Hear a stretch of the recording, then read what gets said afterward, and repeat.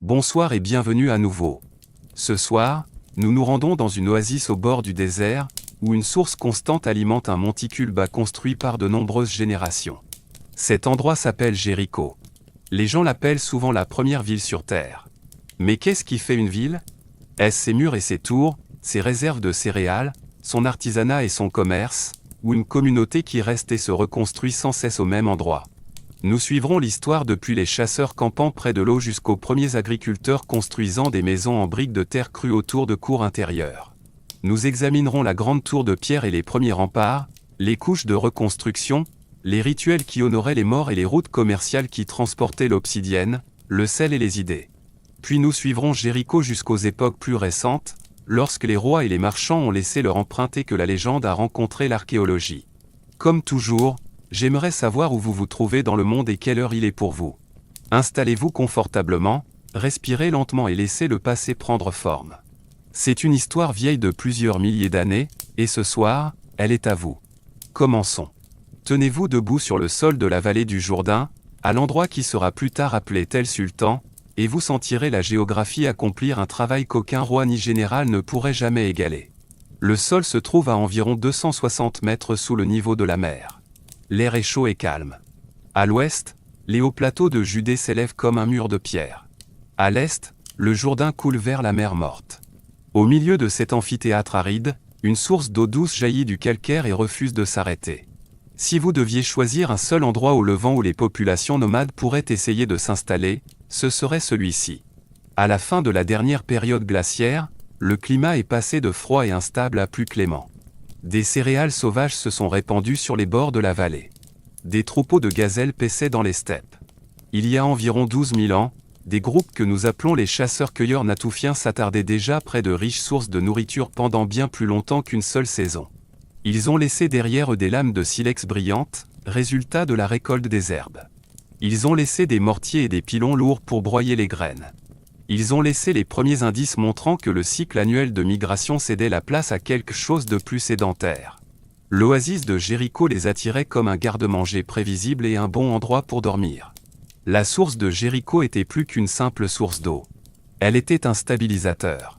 Un débit fiable signifiait que les années de sécheresse ne forçaient pas les gens à partir. Cela signifiait que des jardins pouvaient être aménagés dans la plaine inondable. Cela signifiait que les roseaux pour les nattes et les toits de chaume étaient toujours à portée de main. Lorsque les familles ont décidé d'essayer de rester toute l'année, elles ont construit en conséquence. Les premières structures étaient rondes ou ovales, souvent partiellement creusées dans la terre, avec des fondations basses en pierre et des murs en briques de boue ou en argile compactée. Les toits étaient probablement en roseau et en bois, inclinés pour évacuer les rares mais fortes pluies. À l'intérieur, un foyer central noircissait le plafond. Le long des bords se trouvaient des bacs et des fosses peu profondes pour le stockage. Les sols étaient parfois recouverts d'un enduit blanc lisse obtenu en chauffant du calcaire jusqu'à ce qu'il se transforme en chaux vive, puis en l'éteignant avec de l'eau et en l'étalant comme de la craie humide. Cette recette nécessite un feu suffisamment chaud pour altérer la roche et le courage de l'essayer. Elle nous montre que la curiosité était déjà une compétence de survie. La vie quotidienne a laissé une multitude d'indices. Des meules usées en forme de bassin indiquent que les graines étaient moulues en farine. Des lames de faucilles brillantes montrent que les gens coupaient des tiges d'orge et de blé. Les restes de plantes carbonisées comprennent de l'orge sauvage et du blé sauvage dont les grains sont petits par rapport aux normes ultérieures. Certains chercheurs affirment que les premiers habitants de Jéricho encourageaient déjà ces graminées à pousser plus densément autour de leur maison en éliminant les plantes concurrentes et en les arrosant. D'autres soutiennent que la domestication complète est venue plus tard. La vérité est probablement complexe et locale. Les habitants de cette région faisaient des expériences. Ils cueillaient, plantaient et observaient quelles parcelles réagissaient. Au fil des siècles, ces expériences ont transformé à la fois les plantes et les hommes. Les animaux ont contribué à combler le fossé entre la chasse et l'élevage. Les ossements de gazelles sont fréquents dans les premiers dépôts de Jéricho, ce qui rappelle que la viande provenait encore de la chasse. Dans la région au sens large, les chiens commençaient à vivre aux côtés des hommes plutôt que séparés d'eux. Même si nous ne pouvons pas encore nommer un chien de Jéricho, le partenariat se développait.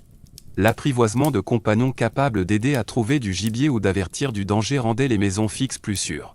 Il rendait également moins risqué de dormir au même endroit nuit après nuit. Les sépultures nous rapprochent le plus de leur conception de la famille et du lieu. Dans de nombreuses maisons anciennes, les morts étaient inhumés sous des sols compactés. Les vivants dormaient au-dessus des ancêtres dont ils se souvenaient. Cette pratique lie un foyer à son sol par des liens plus forts que n'importe quel mur. Elle révèle également la lente naissance de la mémoire communautaire. Des siècles plus tard, dans le même monticule, des crânes humains recouverts de plâtre et incrustés de coquillages fixaient les fouilleurs depuis le dessous des sols et des bancs.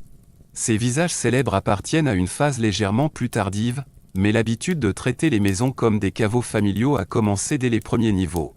Vivre à Jéricho, c'était vivre avec son passé. Le site lui-même s'est développé comme seuls les villages anciens le font, sous la forme d'un monticule de maisons superposées et de cours balayées. Lorsqu'un bâtiment s'effondrait, les gens nivelaient le sommet et reconstruisaient. Lorsque les inondations causées par les tempêtes hivernales creusaient des ravines, les gens les comblaient et réparaient.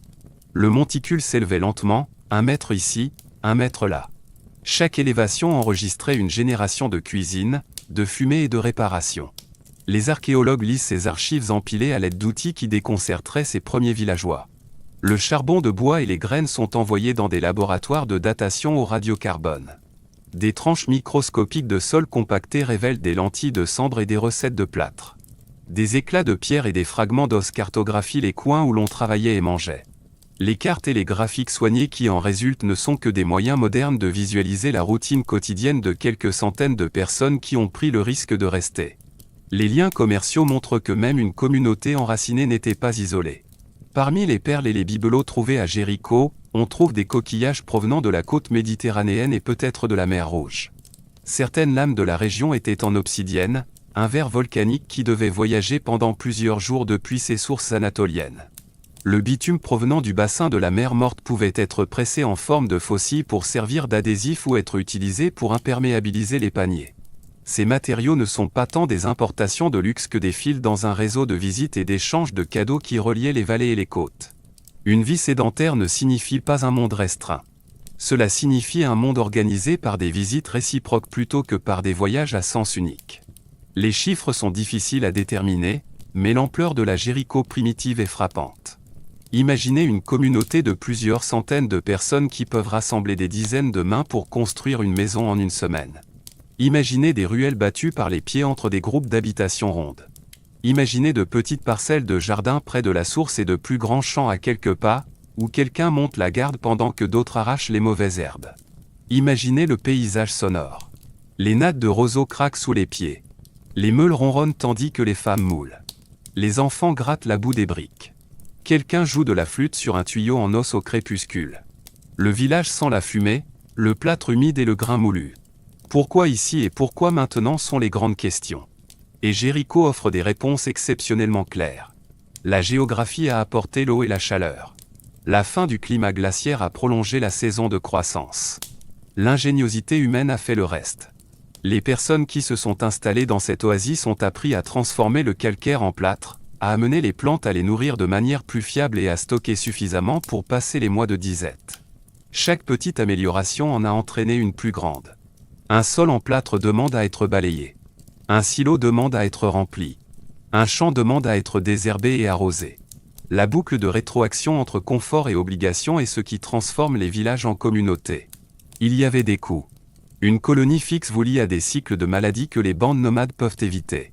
Elle vous rend attrayant pour quiconque a le culot de prendre ce que vous avez stocké. Elle crée des conflits au sujet des champs et des droits sur l'eau. Les premiers habitants de Jéricho connaissaient ces coûts. Nous les voyons dans les fractures réparées, dans les couches qui suggèrent des dégâts causés par les inondations et la reconstruction, et dans l'emplacement soigneusement choisi des maisons pour partager la lumière et la brise. Ce que nous ne voyons pas dans ce premier chapitre, c'est une mentalité de garnison. La célèbre tour de pierre et les larges pentes de terre défensives apparaissent un peu plus tard. La première phase de Jéricho consiste à apprendre à rester, et non à apprendre à se battre. De loin, la Jéricho primitive ne ressemblait pas à une ville au sens moderne du terme. Il n'y a pas de rue pavée ni de grand temple. Il n'y a pas de place du marché.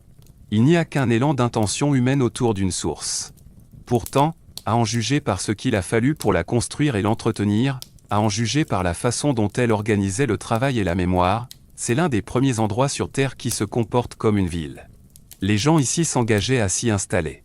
Ils plantaient leur avenir à côté de la source et s'attendaient à ce que leurs enfants héritent à la fois du travail et de la récompense. Des siècles plus tard, le monticule allait donner naissance à des projets si grands qu'ils surprennent encore les archéologues, des tours de pierre, des remparts, de nouveaux rituels et de nouveaux matériaux. Ce sont les sujets de la partie suivante. Pour l'instant, l'histoire est plus simple et tout aussi remarquable. Quelques familles ont campé près d'une bonne source d'eau. Elles y sont restées tout l'hiver. Elles ont construit avec de la boue et de la pierre. Elles ont appris à récolter et à stocker. Ce faisant, elles ont découvert qu'un lieu pouvait accueillir une communauté comme un récipient contient du grain. Lorsque les premières générations de Jéricho ont appris à rester, elles ne se sont pas contentées de construire des sols et des silos. Elles ont regardé vers l'extérieur, vers la pente qui abritait la source, et elles ont remodelé le paysage lui-même. Le projet était audacieux pour des personnes qui ne disposaient ni d'outils métalliques ni d'animaux de trait. Elles ont construit un mur de pierre qui encerclait le village et ont creusé un fossé profond devant celui-ci. À l'intérieur de ce circuit, ils ont érigé une tour de pierre si haute qu'elle surprend encore aujourd'hui les visiteurs qui voient les photos des fouilles. La tour s'élève à environ 8 ou 9 mètres.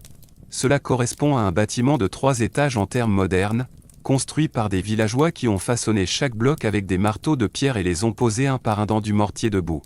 Les archéologues ont découvert le mur et la tour pour la première fois au XXe siècle, alors qu'ils travaillaient dans les couches les plus basses du monticule. Le mur est constitué de pierres des champs empilées pour former une barrière épaisse de plus d'1,5 mètre de large à certains endroits. Devant lui se trouve un fossé creusé dans la marne et le calcaire. Le fossé mesure plusieurs mètres de large et quelques mètres de profondeur et suit la courbe du mur comme une ombre. La tour se trouve juste à l'intérieur du mur. Sa base est un cercle de pierres ajustées. À l'intérieur se trouve un escalier étroit de plus de 20 marches qui mène à une plateforme au sommet. Les marches sont usées et lisses le long de la ligne centrale où les pieds passaient autrefois. Ce détail nous indique que la tour n'était pas un bâtiment construit pour être exposé puis abandonné. Les gens l'utilisaient. La première question que tout le monde se pose est pourquoi. La défense est une hypothèse évidente. Un mur et un fossé compliquent la tâche des attaquants. Pourtant, il n'existe aucune preuve claire de l'existence d'armées à cette époque qui auraient pu assiéger un lieu. Une autre réponse pratique est la lutte contre les inondations. Les tempêtes hivernales déferlent parfois depuis les collines de Judée et traversent le Wadi vers le fond de la vallée. Un fossé et un mur solide ralentiraient l'eau et maintiendraient la limite de la colonie en place. Une troisième réponse se situe entre l'aspect pratique et le théâtre. Une tour est un point d'exclamation en pierre. Elle est visible de loin. Elle dit « Cette communauté est organisée et forte ». Elle offre un point d'où l'on peut surveiller et un symbole autour duquel on peut raconter des histoires. Une quatrième possibilité est la mesure du temps habillée de pierre. Certains chercheurs ont avancé que la tour et la crête ouest créent un repère à l'horizon qui capte le soleil à une saison particulière. Même si l'alignement exact fait débat, l'idée correspond aux besoins des premiers agriculteurs. Les semailles et les récoltes dépendent de cycles qui doivent être mémorisés et partagés. Un repère qui rassemble la communauté à un moment prévisible est un calendrier que l'on peut escalader. L'escalier intérieur, l'entrée étroite et la petite plateforme au sommet suggèrent tous des représentations d'une certaine sorte. Nous ne connaissons pas les mots qui y étaient prononcés, mais nous pouvons imaginer le public. Des enfants levant les yeux, des anciens s'appuyant sur des bâtons, tout le monde écoutant les dates importantes. Quelle que soit l'explication que nous donnons à son utilité, la tour est une leçon d'organisation. Les pierres sont lourdes, certaines pèsent plus qu'une personne forte ne peut soulever seule. Les blocs ont été extraits de la pente voisine et transportés jusqu'au site. Il a fallu mélanger et aller chercher du mortier debout. L'escalier a dû être posé avec soin afin que chaque marche repose solidement sur celle d'en dessous. La structure a dû être érigée assez rapidement pour que les pluies saisonnières ne dissolvent pas les rangées inachevées. Cela signifie qu'il fallait une équipe de travail suffisamment importante pour maintenir le rythme pendant plusieurs semaines. On peut raisonnablement estimer qu'il fallait des centaines de personnes réparties en équipes pour extraire, transporter, mélanger, poser et finir. Un projet de cette envergure implique un leadership et une planification, ainsi que des réserves de nourriture pour nourrir les ouvriers qui n'étaient pas partis chasser ou désherber les champs pendant la construction du mur et de la tour. Le mur et le fossé nous enseignent des leçons similaires en matière d'ingénierie. Creuser une tranchée dans le roc à l'aide de pioches en pierre est un travail lent et répétitif. Il exige de la patience et un plan pour évacuer les déblais. La courbe du fossé est régulière, ce qui signifie que les ouvriers ont pris des mesures pendant qu'ils creusaient. Le mur derrière est épais et légèrement incliné, penchant vers l'intérieur pour résister à la pression. Cette géométrie n'est pas le fruit du hasard. Elle est le résultat d'essais et d'erreurs hérités de projets antérieurs de moindre envergure ou de la mémoire collective de la région en matière d'artisanat. Même le choix de recouvrir la surface extérieure de pierres plus grosses et de remplir le cœur de moellons plus petits témoigne d'une compréhension pratique de la manière de créer une masse stable à partir d'éléments irréguliers. Considérons l'acoustique et la vue depuis la tour. Du haut de la plateforme, on peut voir le coude de l'Oued, la ligne pâle de la rivière à l'est et le mur sombre des Hautes-Terres à l'ouest. Un cri lancé depuis cette hauteur porte au-delà des toits et des cours regroupés. Un battement de tambour ou un coup de corne permettrait d'organiser rapidement le travail. La tour est donc un outil de communication autant qu'un symbole. Elle relie une communauté à son périmètre et rend audible la limite de la colonie. Si un danger approchait de l'Oued, la garde pouvait avertir ceux qui se trouvaient dans les champs. Si une inondation commençait à monter, l'appel pouvait envoyer des gens sécuriser les silos et ouvrir les canaux. Le mur définit également une frontière sociale. À l'intérieur du circuit se trouvent les maisons, les foyers et les tombes. À l'extérieur se trouvent les champs, les troupeaux et les étrangers. Cette ligne est importante dans un nouveau type de vie où la propriété et le stockage créent des tentations. Un mur avec une seule porte étroite transforme un groupe de maisons en une ville avec une porte d'entrée. Le contrôle de la porte crée des règles sur qui entre et quand. Les règles créent des conseils ou des anciens qui les font respecter. En ce sens, la première architecture de Jéricho est aussi la première leçon de civisme. Les matériaux sont la pierre et la boue. Le résultat est l'habitude et la loi. Le fait d'inscrire la tour dans la chronologie de Jéricho lui donne encore plus de poids. La structure appartient à la phase néolithique la plus ancienne, bien avant la poterie ou le métal. Elle est plus ancienne que les grands temples du croissant fertile et plus ancienne que les monuments de pierre des côtes lointaines. Elle se trouve au seuil où les villages deviennent plus qu'une stratégie de survie. Avec le temps, les habitants de Jéricho modèleront leurs ancêtres dans le plâtre et placeront ces visages dans des lieux d'honneur. Ils affineront leur technique de construction et apprendront à aménager des terrasses sur les pentes et à acheminer l'eau. La tour est l'ancêtre de ces réalisations ultérieures. Elle leur a appris à rassembler la main-d'œuvre et à mener à bien un projet malgré les revers. Si vous avez déjà essayé de déplacer une pierre avec des amis, vous savez ce qu'un tel travail fait à un groupe. Il épuise et soude. Quelqu'un commence le chant qui donne le rythme. Quelqu'un trouve le meilleur chemin vers les fondations. Quelqu'un remarque la première fissure dans un joint de mortier et ramène tout le monde en arrière pour recommencer. La victoire finale ne consiste pas seulement à mettre en place la dernière rangée. Elle consiste à savoir que vous avez tous accompli quelque chose qui sera encore là lorsque vos petits-enfants monteront les marches. C'est ainsi que les monuments créent des souvenirs avant même que l'écriture n'existe. Il y a une autre conséquence pratique à entourer une colonie de pierre. Cela change la façon dont la communauté envisage la croissance. Les nouvelles maisons doivent tenir compte du mur. Les ruelles doivent trouver leur chemin vers la porte. Les déchets doivent être évacués plutôt que laissés à la merci du vent. Ces contraintes créent de l'ordre. Elles transforment des regroupements aléatoires en quartiers. Elles transforment les sentiers en rues. À Jéricho, ce processus commence ici. Le mur et la tour ne sont pas seulement des éléments imposants. Ils organisent les idées. Regardez à nouveau le cadre. La source continue de couler. Les champs au-delà du fossé verdissent après les pluies hivernales. La rivière scintille d'argent dans la lumière du matin. Sur la tour, le garde plisse les yeux le long de la crête des collines occidentales pour observer le soleil marquer son lent passage. Le village qui a commencé comme un campement astucieux est devenu un lieu qui espère un avenir. Vous pouvez le sentir dans la pierre sous votre paume et dans la vue depuis le sommet. Vous pouvez l'entendre dans le bruit des pas qui montent l'escalier pour observer le ciel et les champs. Si la première Jéricho était une expérience audacieuse pour rester sur place, la Jéricho du début de l'âge du bronze était une preuve de concept écrite en briques et en pierre. L'oasis est devenue une ville à part entière. Les petites maisons rondes des premiers colons ont cédé la place à des pièces rectangulaires organisées en quartiers. Les chemins se sont transformés en rues. Les fosses de stockage sont devenues des jarres standardisées empilées dans des magasins bien ordonnés. Les gens se réveillaient toujours au murmure de la source, mais désormais, se sont se mêler aux habitudes d'une journée urbaine. Les fours chauffaient avant l'aube. Les ânes passaient en trottinant sous la porte, chargés de paniers tressés. Un scribe appuyait un seau dans l'argile humide pour marquer une livraison qui serait comptée plus tard. C'est à ce moment-là que Jéricho rejoint un nouveau monde de villes qui apparaissent presque simultanément dans le sud du Levant et au-delà. C'est aussi le moment où l'oasis devient le cœur d'un petit système économique plutôt qu'un village autonome.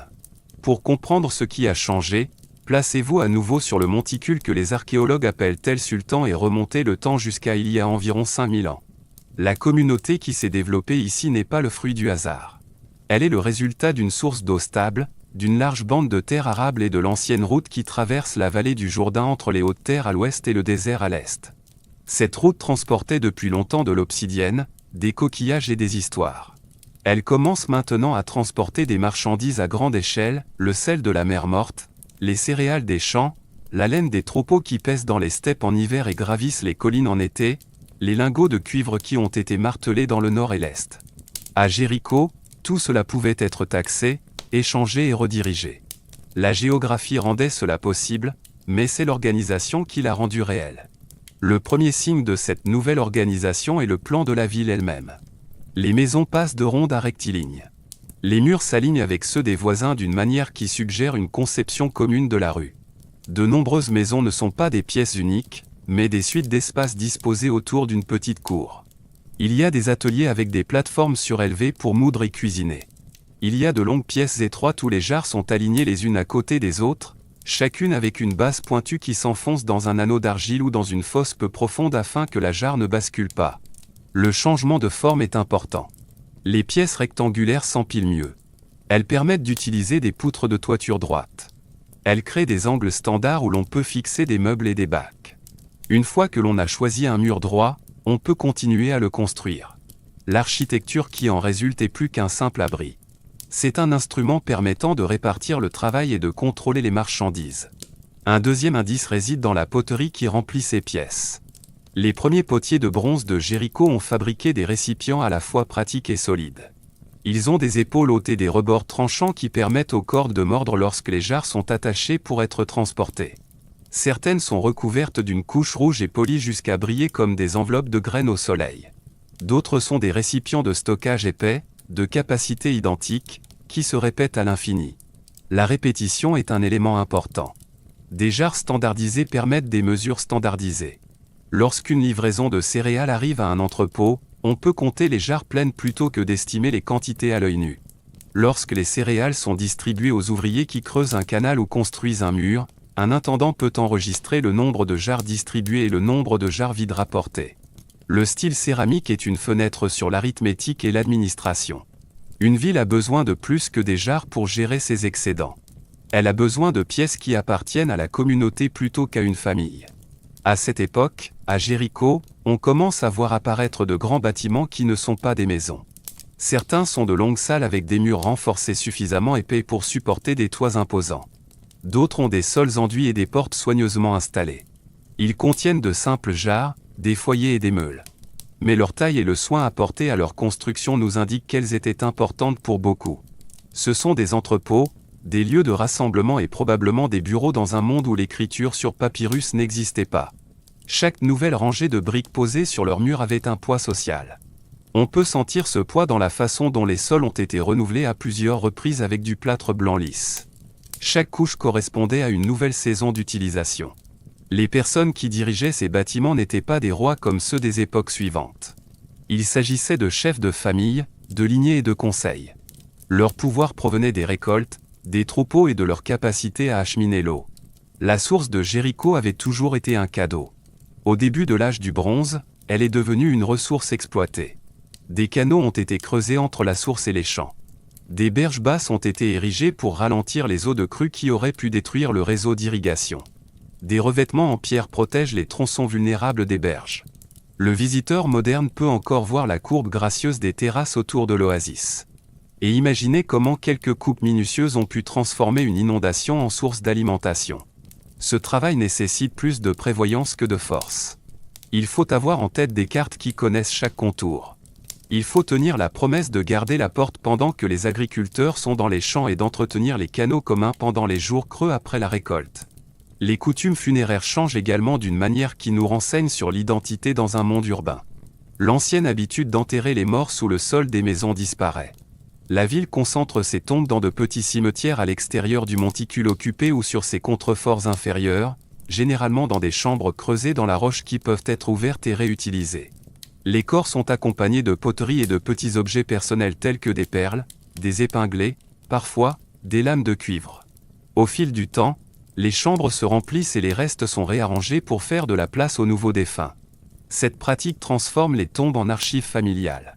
Elle sépare également la vie quotidienne de la présence des morts d'une manière qui témoigne d'un nouveau sens du public et du privé. La maison devient un lieu pour les vivants. La mémoire se déplace à la périphérie de la ville, où elle peut être visitée aux jours appropriés et avec les mots justes. Le cuivre apparaît plus souvent dans ses couches qu'auparavant. Il n'est pas courant, mais il est suffisamment présent pour changer les taches qui autrefois émoussaient même les meilleures lames de silex.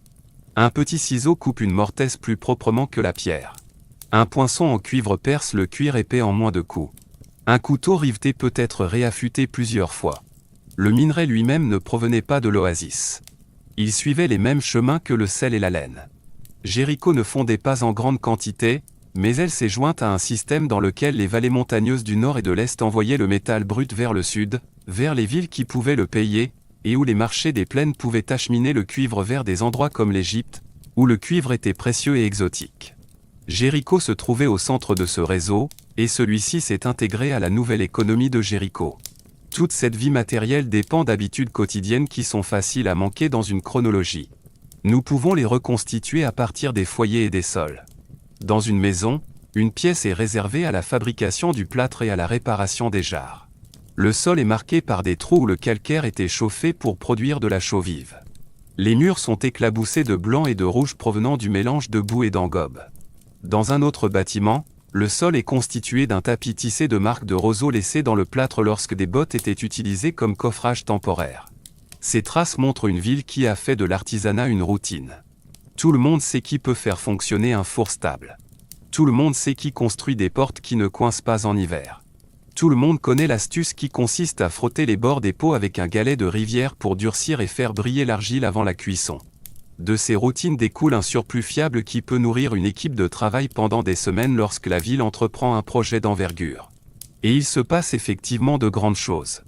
Jéricho est depuis longtemps entouré de remparts de terre et de pierre. Au début de l'âge du bronze, cet anneau est reconstruit et amélioré. Une solide fondation en pierre soutient un mur de briques de terre crue. Plus aucune personne est suffisamment épais pour que 2 personnes puissent marcher dessus. La face extérieure est régulière. La face intérieure n'est pas très esthétique, mais elle est solide et droite. Là où les inondations menacent, le mur est situé derrière un fossé peu profond qui ralentit la course des eaux. Là où les approches sont douces, un glacis de terre compacté est élevé à l'extérieur du mur afin qu'un attaquant doive gravir une pente raide avant d'atteindre les fondations. Ce n'est pas le rêve d'un seul constructeur. C'est le travail d'une génération qui sait mobiliser les gens lorsque la saison le permet. Le mur n'est pas un cercle parfait. Il s'incurve pour s'adapter à la topographie et englober la source. Ce compromis est la signature d'un ingénieur. Protéger l'eau avant tout. Tracer la ligne là où elle est la plus importante. Quelles étaient les menaces qui justifiaient un tel travail? Certaines étaient naturelles. Les inondations ont été mentionnées. Des tremblements de terre secouent la vallée de temps à autre. Un mur épais renforcé par de la terre absorbe mieux les chocs que des maisons isolées.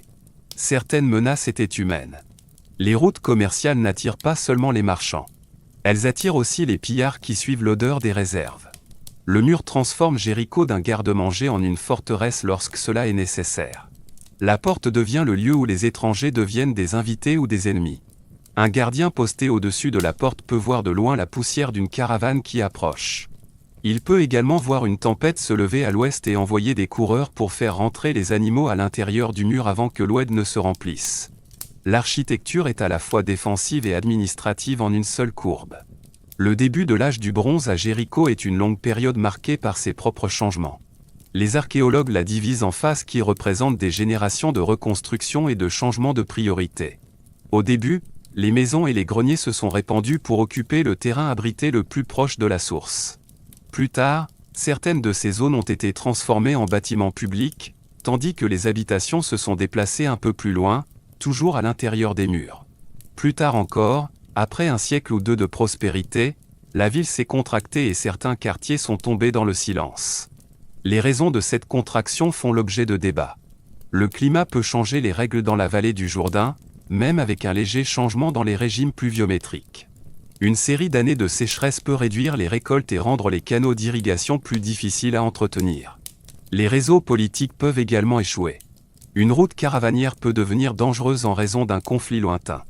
Et lorsque les marchandises cessent de circuler, les villes qui dépendent des échanges ressentent cette absence comme une douleur dans les os. Ce qui importe pour notre histoire, c'est que Jéricho surmonte ses difficultés et reste occupée pendant la majeure partie de cette période. Elle se développe, et lorsqu'elle se réduit, elle ne disparaît pas. Lorsque nous examinons de près les premières couches de bronze de Jéricho, nous pouvons observer comment les ménages s'adaptent intelligemment à la fois à l'abondance et au stress. En période d'abondance, les réserves s'agrandissent et se diversifient. On trouve non seulement des jarres à céréales, mais aussi des récipients plus petits pour les figues séchées ou les dattes pressées. Lorsque les récoltes sont moins bonnes, les sols sont surélevés pour recouvrir les anciens foyers et élever les espaces de vie au-dessus des zones humides. De nouveaux drains sont creusés sous les seuils. Les cours sont pavés de galets de rivière afin de réduire les problèmes de boue pendant les pluies hivernales. Il ne s'agit pas de changements spectaculaires, mais de réponses prudentes à l'expérience quotidienne. Elle témoigne d'une communauté qui connaît intimement son environnement et refuse de renoncer à ce savoir face à une seule crise. Il y a ici aussi une vie intellectuelle, même si les textes sont rares. Les plafonds racontent une partie de cette histoire. Un petit morceau d'argile estampillé d'un motif distinctif tombe de l'ouverture d'un pot ou d'une porte de débarras lorsque la corde qui le retient est coupée. Beaucoup de ces morceaux ont survécu. Leurs impressions sont de minuscules œuvres d'art, des spirales et des filets, des animaux stylisés, des motifs géométriques qui parlent un langage d'autorité aussi clair qu'une signature sur papier. Certains des sceaux utilisés à Jéricho provenaient d'autres villes et même d'autres régions. Ce fait laisse entrevoir des mariages entre des familles de différentes villes et des accords qui s'étendaient au-delà des murs de la ville. Un sceau est un traité très facile à transporter. Lorsqu'il apparaît dans un endroit éloigné de celui où il a été gravé, il porte en lui le souvenir des mains qui l'ont autrefois pressé et la confiance qui lui a été accordée. C'est dans le commerce que le caractère urbain de Jéricho ressort le plus clairement. La ville est proche d'une substance que le reste de la région convoite. Cette substance est le sel. La mer Morte est un chaudron où l'eau ne s'écoule que par évaporation. Le sel et les autres minéraux qui proviennent de ces rives peuvent être transportés dans des paniers ou des sacs. Ils sont utiles pour la conservation des aliments et pour certains métiers artisanaux. Les habitants de Jéricho peuvent envoyer du sel vers le nord, le long de la vallée, ou vers l'ouest, dans les hautes terres. En échange, ils peuvent recevoir du bois provenant des pentes boisées, du silex de haute qualité et des produits tissés provenant des éleveurs qui transportent avec eux des métiers à tisser portables. Lorsque la route est sûre, certaines marchandises vont plus loin. Des voyageurs et des fonctionnaires égyptiens se rendaient parfois dans ce corridor. Leur présence se manifeste parfois par un récipient importé ou une perle de pierre provenant du pays du Nil. Jéricho ne devient pas un avant-poste de l'Égypte à cette époque. Elle devient un lieu où convergent de nombreuses routes et où ceux qui gèrent les magasins et les sceaux peuvent devenir véritablement riches. La richesse a des marqueurs visibles dans les archives archéologiques. Le premier et le plus simple est la brique. Une maison qui devient plus haute et plus grande au fil du temps appartenait à une famille qui pouvait rassembler la main-d'œuvre et les matériaux nécessaires pour la rénover. Un deuxième indicateur est l'alimentation. Les fosses de refuge des maisons les plus cossues contiennent davantage de viande. Elles contiennent également des arêtes de poissons provenant du fleuve et de la mer Morte. Un troisième indicateur est la bijouterie. Les perles fiances et les perles de pierre finement percées prennent du temps à fabriquer. Lorsqu'elles sont enterrées avec quelqu'un, elles témoignent d'une famille qui pouvait offrir de la beauté aux morts. Cela ne signifie pas pour autant que Jéricho est soudainement devenue une ville de palais. Cela signifie qu'une hiérarchie urbaine s'est développée, avec des ménages assumant des rôles publics, d'autres qui étaient leurs clients, et de nombreuses personnes entre les deux qui vivaient bien les bonnes années et survivaient à peine les mauvaises. La vie rituelle évolue en fonction de la richesse et du travail. Les célèbres crânes humains enduits de plâtre de Jéricho appartiennent à cette large période, bien que les chercheurs débattent de la chronologie exacte. Ces têtes sont des crânes humains qui ont été modelés avec du plâtre pour restaurer les visages. Des coquillages servent Dieu. Les crânes étaient conservés dans des maisons ou dans des pièces spéciales. Ils créent l'expérience étrange d'être observés par ses ancêtres. Qu'ils aient servi de centre de dévotion domestique ou marqué les lignées lors de cérémonies publiques, ils témoignent d'un nouvel investissement dans des objets de mémoire durable. Ils confirment également la capacité de la ville à consacrer ses compétences à autre chose que le broyage du grain ou le scellement des jarres. La civilisation ne se résume pas à des murs et à des magasins. C'est le choix de consacrer du temps aux liens invisibles qui unissent les vivants aux morts. À la fin de l'âge du bronze ancien, le système urbain de Jéricho est suffisamment sophistiqué pour interagir avec des voisins puissants sans être engloutis. Il s'agit d'un équilibre délicat. Les villes du sud du Levant apprennent à maintenir leur indépendance locale en contrôlant l'accès à l'eau et en offrant aux voyageurs des services que même une puissance plus importante trouve pratiques. Une caravane a besoin d'un endroit sûr pour se reposer et d'un endroit fiable pour se réapprovisionner. Une garnison qui remonte la vallée au printemps a besoin de fourrage et de céréales. Si Jéricho peut fournir ses ressources sans menacer son autonomie, elle devient un nœud que les grandes puissances laisseront tranquille tant que les services resteront fiables. Ce n'est pas une loi écrite. C'est une politique pratique qui laisse de faibles traces dans le sol. Ces traces ressemblent à des espaces de stockage supplémentaires près de la porte et à de grands fours pouvant cuire plusieurs pains à la fois. Cet arrangement a toutefois un côté plus sombre. Lorsque les voisins se battent, les villes situées sur la route peuvent être prises et reprises comme des pions. Un mur qui ralentit les pillards ne peut arrêter une armée qui apporte des échelles et qui a le temps. Les archéologues interprètent les couches de destruction qui appartiennent à ce type de conflit. Une couche de cendres ici, un mur effondré avec des briques tombées toujours inclinées comme elles se sont renversées. Une masse de jarres brisées dans un entrepôt. Après un sac, les survivants balayent et reconstruisent. Parfois, ils reconstruisent mieux. Parfois, ils acceptent une empreinte plus petite et se déplacent vers l'intérieur, vers la source. L'avantage de Jéricho est que l'oasis elle-même ne peut être emportée. Chaque fois que la ville est touchée, l'eau attend pour rendre le retour possible. C'est pourquoi il y a tant de couches et pourquoi l'histoire ne s'arrête pas après le premier incendie. Au niveau de la rue, la journée urbaine à Jéricho devait être une chorégraphie. Imaginez la porte en milieu de matinée. Les agriculteurs entrent avec des paniers de concombres, d'oignons et de fenouil. Les bergers conduisent quelques animaux à l'enclos du marché. Un porteur au crâne rasé et aux poignets tatoués, signe de son contrat domestique, se faufile avec une charge de joncs destinée à être tissée en natte. Deux femmes d'une maison près de la source portent une jarre entre elles sur une perche et s'arrêtent souvent pour se reposer. Elles s'arrêtent pour écouter les nouvelles d'un voyageur qui vient d'arriver du nord et qui dit qu'un pont est détruit près d'un gué et que le niveau de la rivière est élevé cette année. Un garde s'appuie sur sa lance et compte les personnes qui passent. À l'intérieur de la ville, le soleil projette des rayons de lumière dans les ruelles où des enfants poursuivent un chien errant et où un chat observe depuis un toit. Vous n'avez pas besoin d'un récit écrit pour imaginer cette scène, car la disposition des pièces et des cours vous indique où la lumière tombe et où souffle la brise. L'archéologie est une forme d'empathie exercée sur les sols et les seuils. La fin de l'histoire du début de l'âge du bronze n'est pas une conclusion claire. Dans tout le sud du Levant, de nombreuses villes se contractent à peu près au même moment, vers la fin du troisième millénaire avant notre ère. Le déclin de Jéricho s'inscrit dans cette tendance générale. Explication. Multiplier à nouveau le climat. Les routes commerciales se déplacent au profit des ports côtiers. De nouveaux groupes de bergers nomades se disputent l'eau et les pâturages et s'emparent parfois des réserves alimentaires par la force. Des tremblements de terre fissurent les murs et incitent les gens à réfléchir à deux fois avant de construire en hauteur. Il est probable que plusieurs de ces forces aient agi conjointement. Le résultat visible à Jéricho est une occupation plus clairsemée sur une zone plus petite. Certains bâtiments publics sont désaffectés.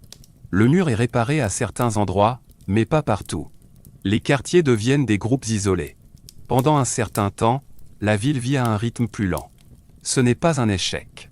C'est une pause avant une prospérité différente, celle de l'âge du bronze moyen. Les connaissances acquises par Jéricho au début de l'âge du bronze et au-delà ne disparaissent pas. Les compétences survivent dans les familles et sont transmises aux enfants. Les canaux restent là où l'eau cherche toujours le chemin le plus bas. Les habitudes de stockage et d'utilisation des seaux sont conservées. La manière d'empiler les briques pour que le mur soit droit s'apprend davantage par les gestes que par les mots.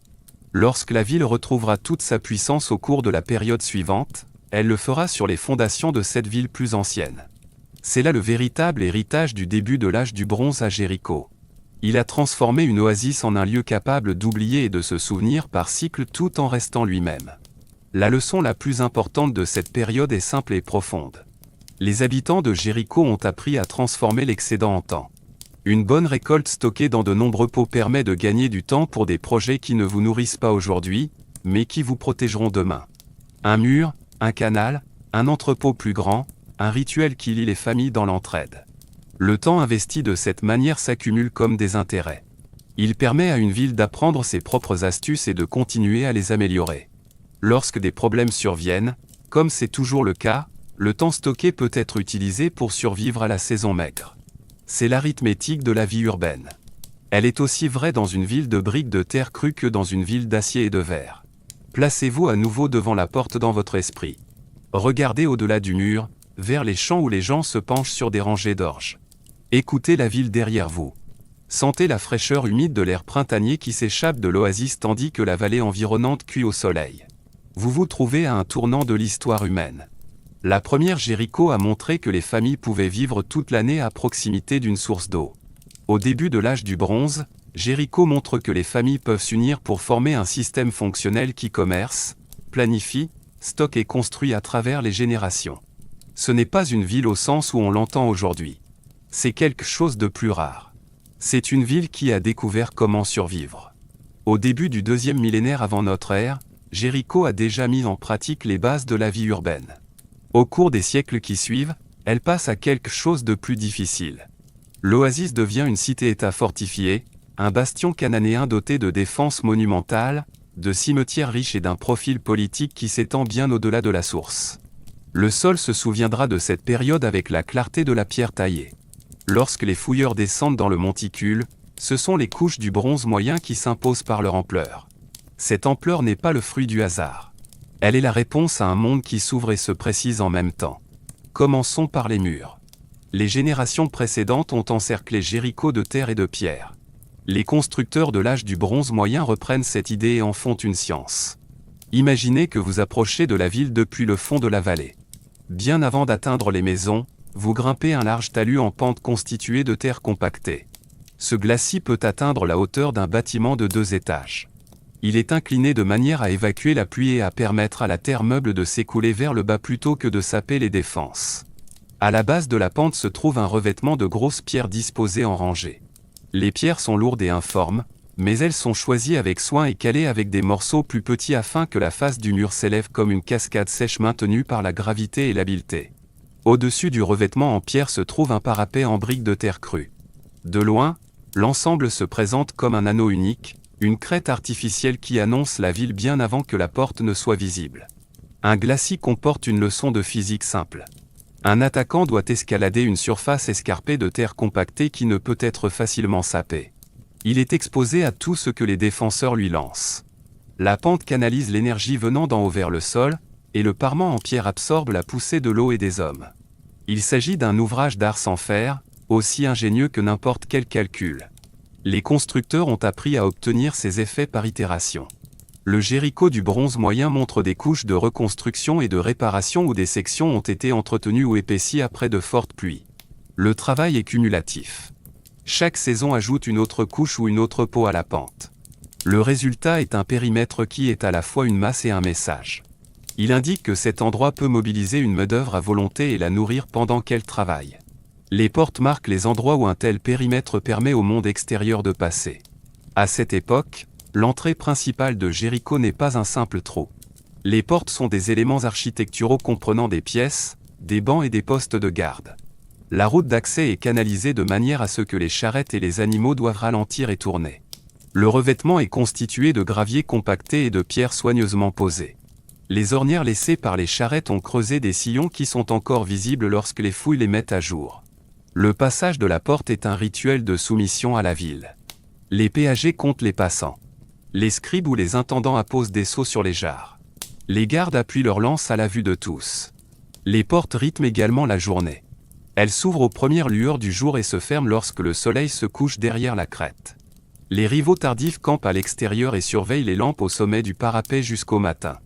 Les chevaux et les chars font leur apparition dans l'histoire de Levantine à cette période. Les premières traces sont éparses, mais à la fin de l'âge du bronze moyen, l'utilisation de chars légers était devenue un symbole du pouvoir militaire de l'élite. Le sol ne permet pas de déterminer avec certitude si Jéricho disposait d'une unité de chars, mais la ville devait les connaître et peut-être accueillir des contingents en transit. Les larges routes d'accès et les espaces ouverts à l'intérieur des murs pouvaient accueillir un tel trafic. Plus généralement, le passage à une guerre plus rapide sur Rho est l'une des raisons pour lesquelles les villes ont investi dans des travaux de terrassement massifs. Le système de glacis et de revêtement ne permet pas seulement de contrer les échelles, mais aussi la vitesse. Il oblige les ennemis à ralentir et à jouer le jeu des défenseurs à la porte. À l'intérieur de la ville, l'artisanat se spécialise davantage. Le répertoire de poterie de cette période comprend des formes souvent interprétées comme de la vaisselle de table pour les festins et des formes clairement adaptées au stockage en vrac.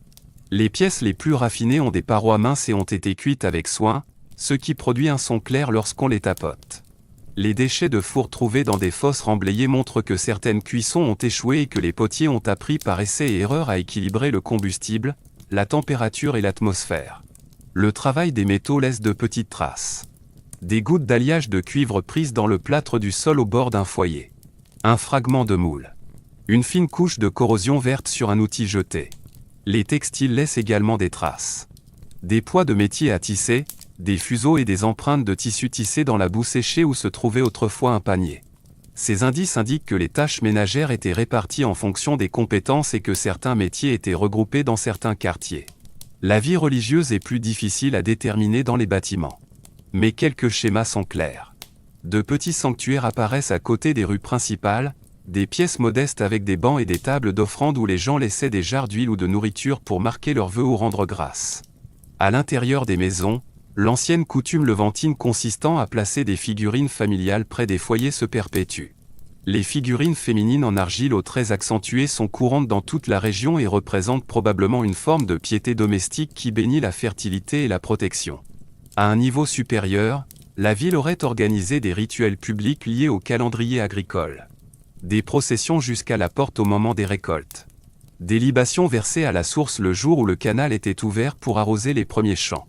Le témoignage de ces événements est indirect. Mais une ville qui organise si bien le travail organisera également le sens, et les enceintes et les cours fournissent les étapes nécessaires. Le rythme de l'année mêle le travail civique et rural. À la fin de l'hiver, lorsque les pluies sont encore probables, la ville consacre sa main-d'œuvre au glacis et au revêtement, réparant les érosions et reconstruisant les marches qui mènent au chemin de ronde sur le parapet. Au printemps, l'attention se porte sur les champs et les vergers de dattiers et de figuiers. Au début de l'été, les aires de battage à l'intérieur des murs se couvrent de paille dorée tandis que les bœufs piétinent les gerbes et que les ouvriers jettent le grain dans la brise du soir pour le vanner.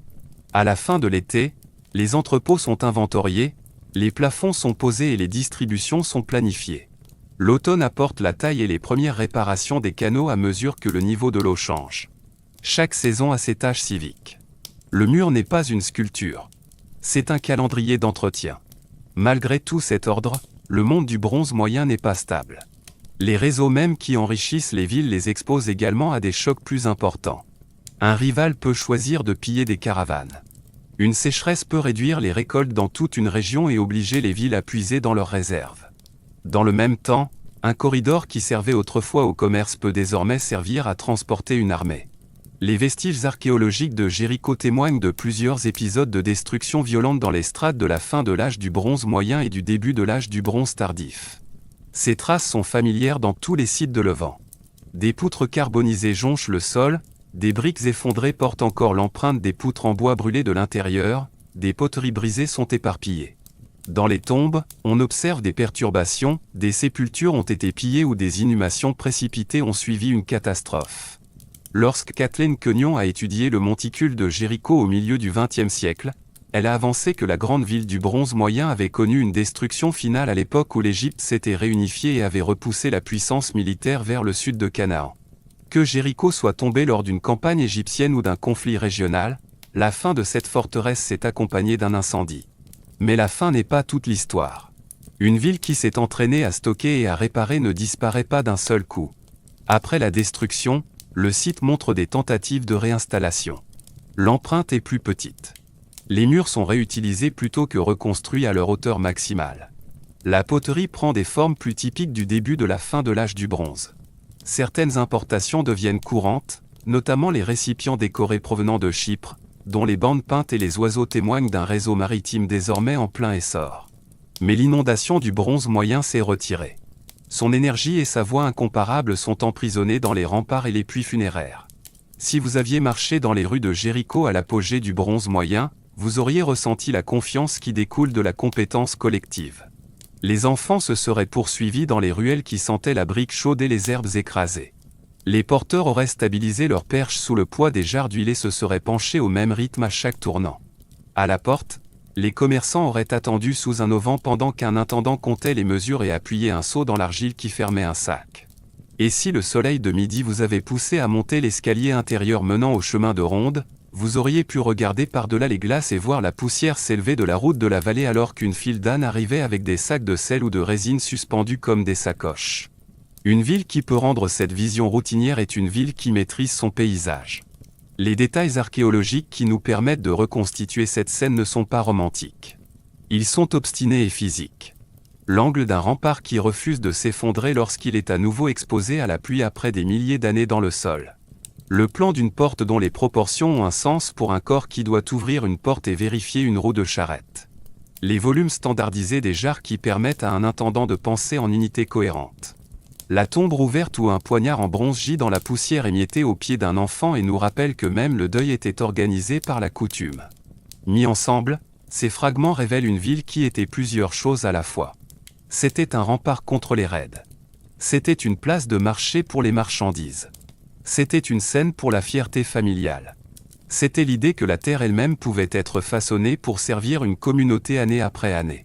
Le chapitre de l'âge du bronze moyen à Jéricho a une importance qui dépasse les raisons locales. Il montre que la construction des villes au Levant n'était pas une copie de modèles lointains. La fortification en glacis est une solution locale adaptée au sol, au climat et à la guerre locaux. La tombe creusée dans la roche est une logique rituelle locale permettant de relier les vivants à leur lignée. Le flux de scarabées et de jarres importés dans ces cimetières témoigne d'une participation confiante à un système régional sans renoncer à son identité. Lorsque des textes ultérieurs louent les villes cananéennes pour leur force et leur richesse, ils décrivent un monde que Jéricho a contribué à définir. Cette force n'a pas rendu la ville immortelle. À la fin de la période bronze moyenne, le réseau s'est retourné contre elle.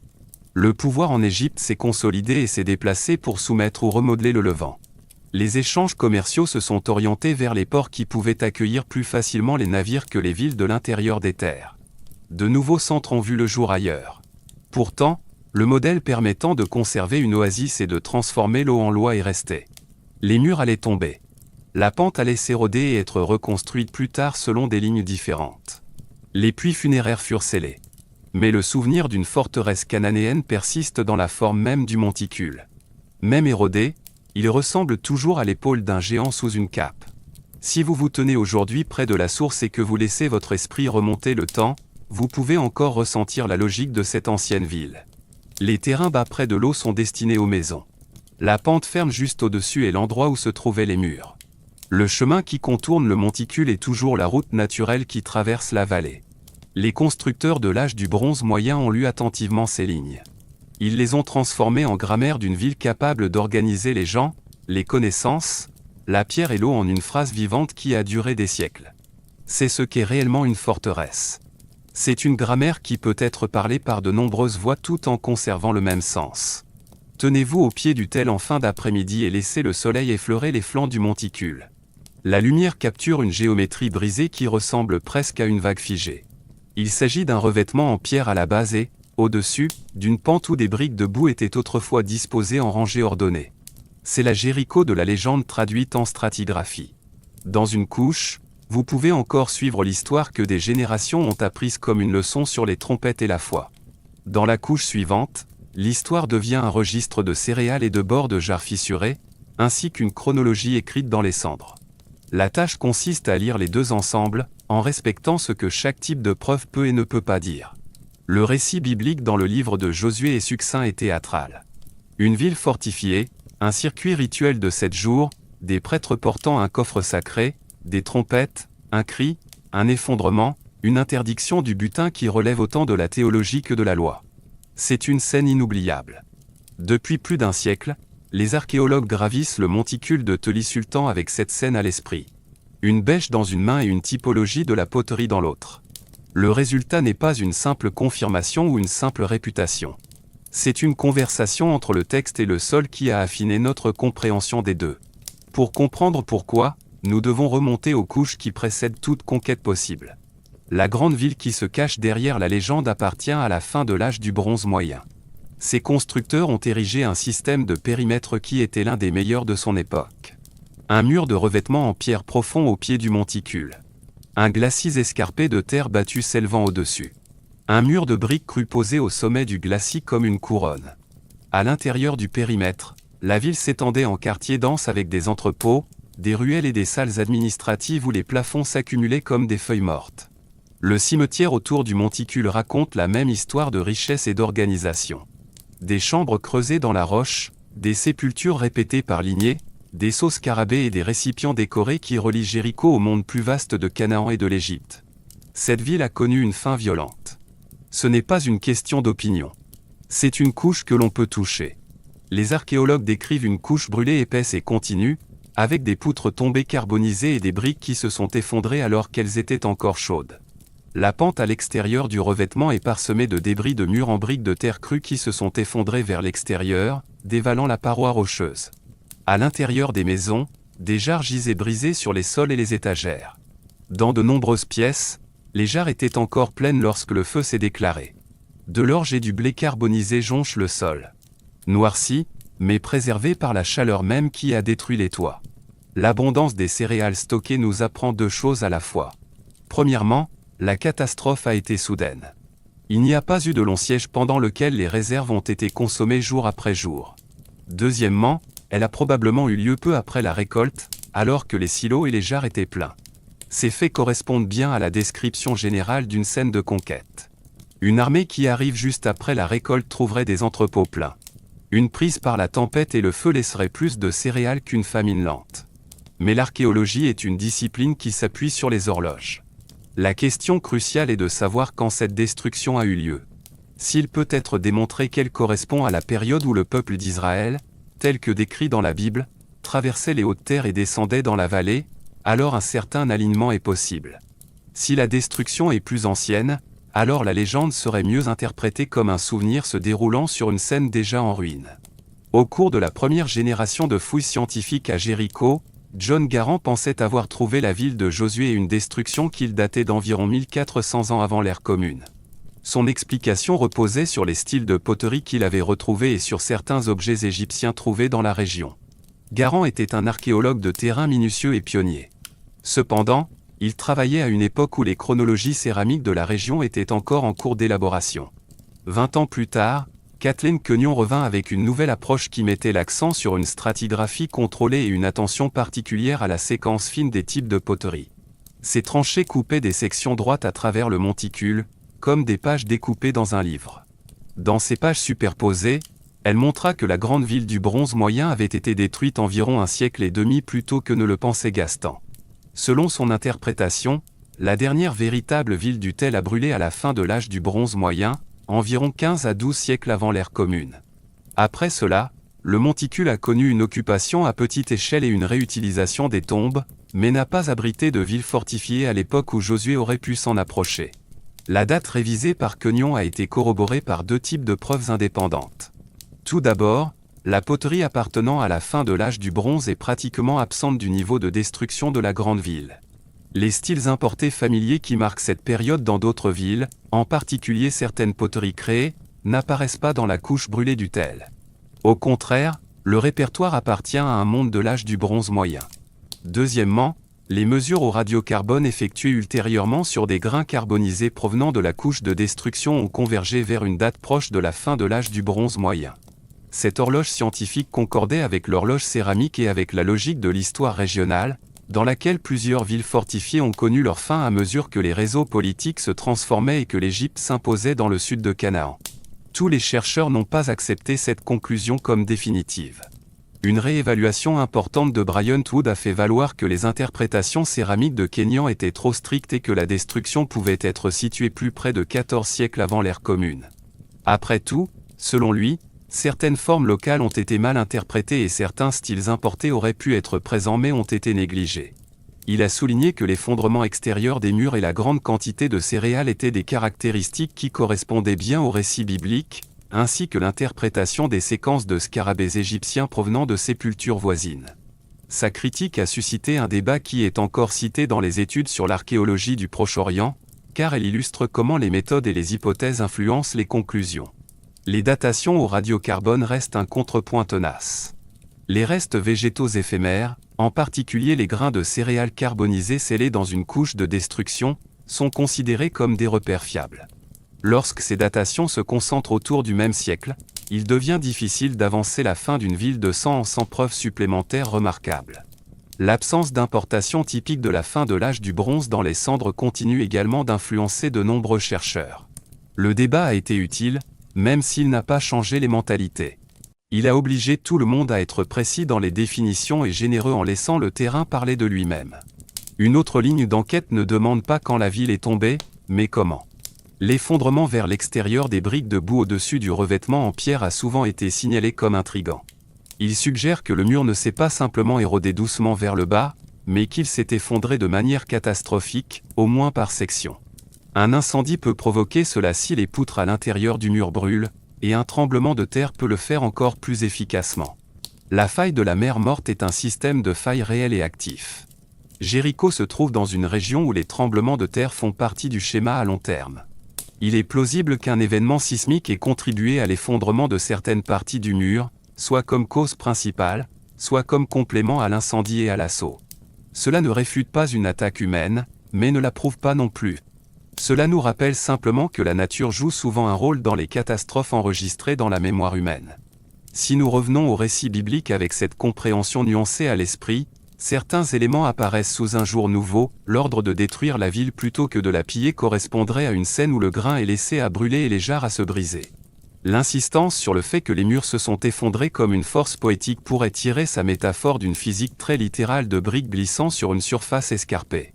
La mention d'une maison construite dans le mur où une femme nommée Rahab a abrité des espions correspond à la réalité selon laquelle les villes avaient souvent des habitations construites à proximité ou même ancrées dans leur périmètre. Aucune de ces résonances ne prouve l'identité entre la couche archéologique et le récit. Elle montre comment les histoires absorbent la logique physique des lieux réels. La question de l'occupation au bon moment reste posée. Si l'on suit la reconstruction courante selon laquelle l'exode et les mouvements ultérieurs des groupes des Hautes-Terres ont eu lieu au XIIIe siècle avant notre ère, alors Jéricho à tel sultan n'offre guère d'intérêt en tant que cible. Le monticule montre une réutilisation limitée du cimetière et quelques structures éphémères, mais aucune ville fortifiée avec une porte courante et un anneau de maison.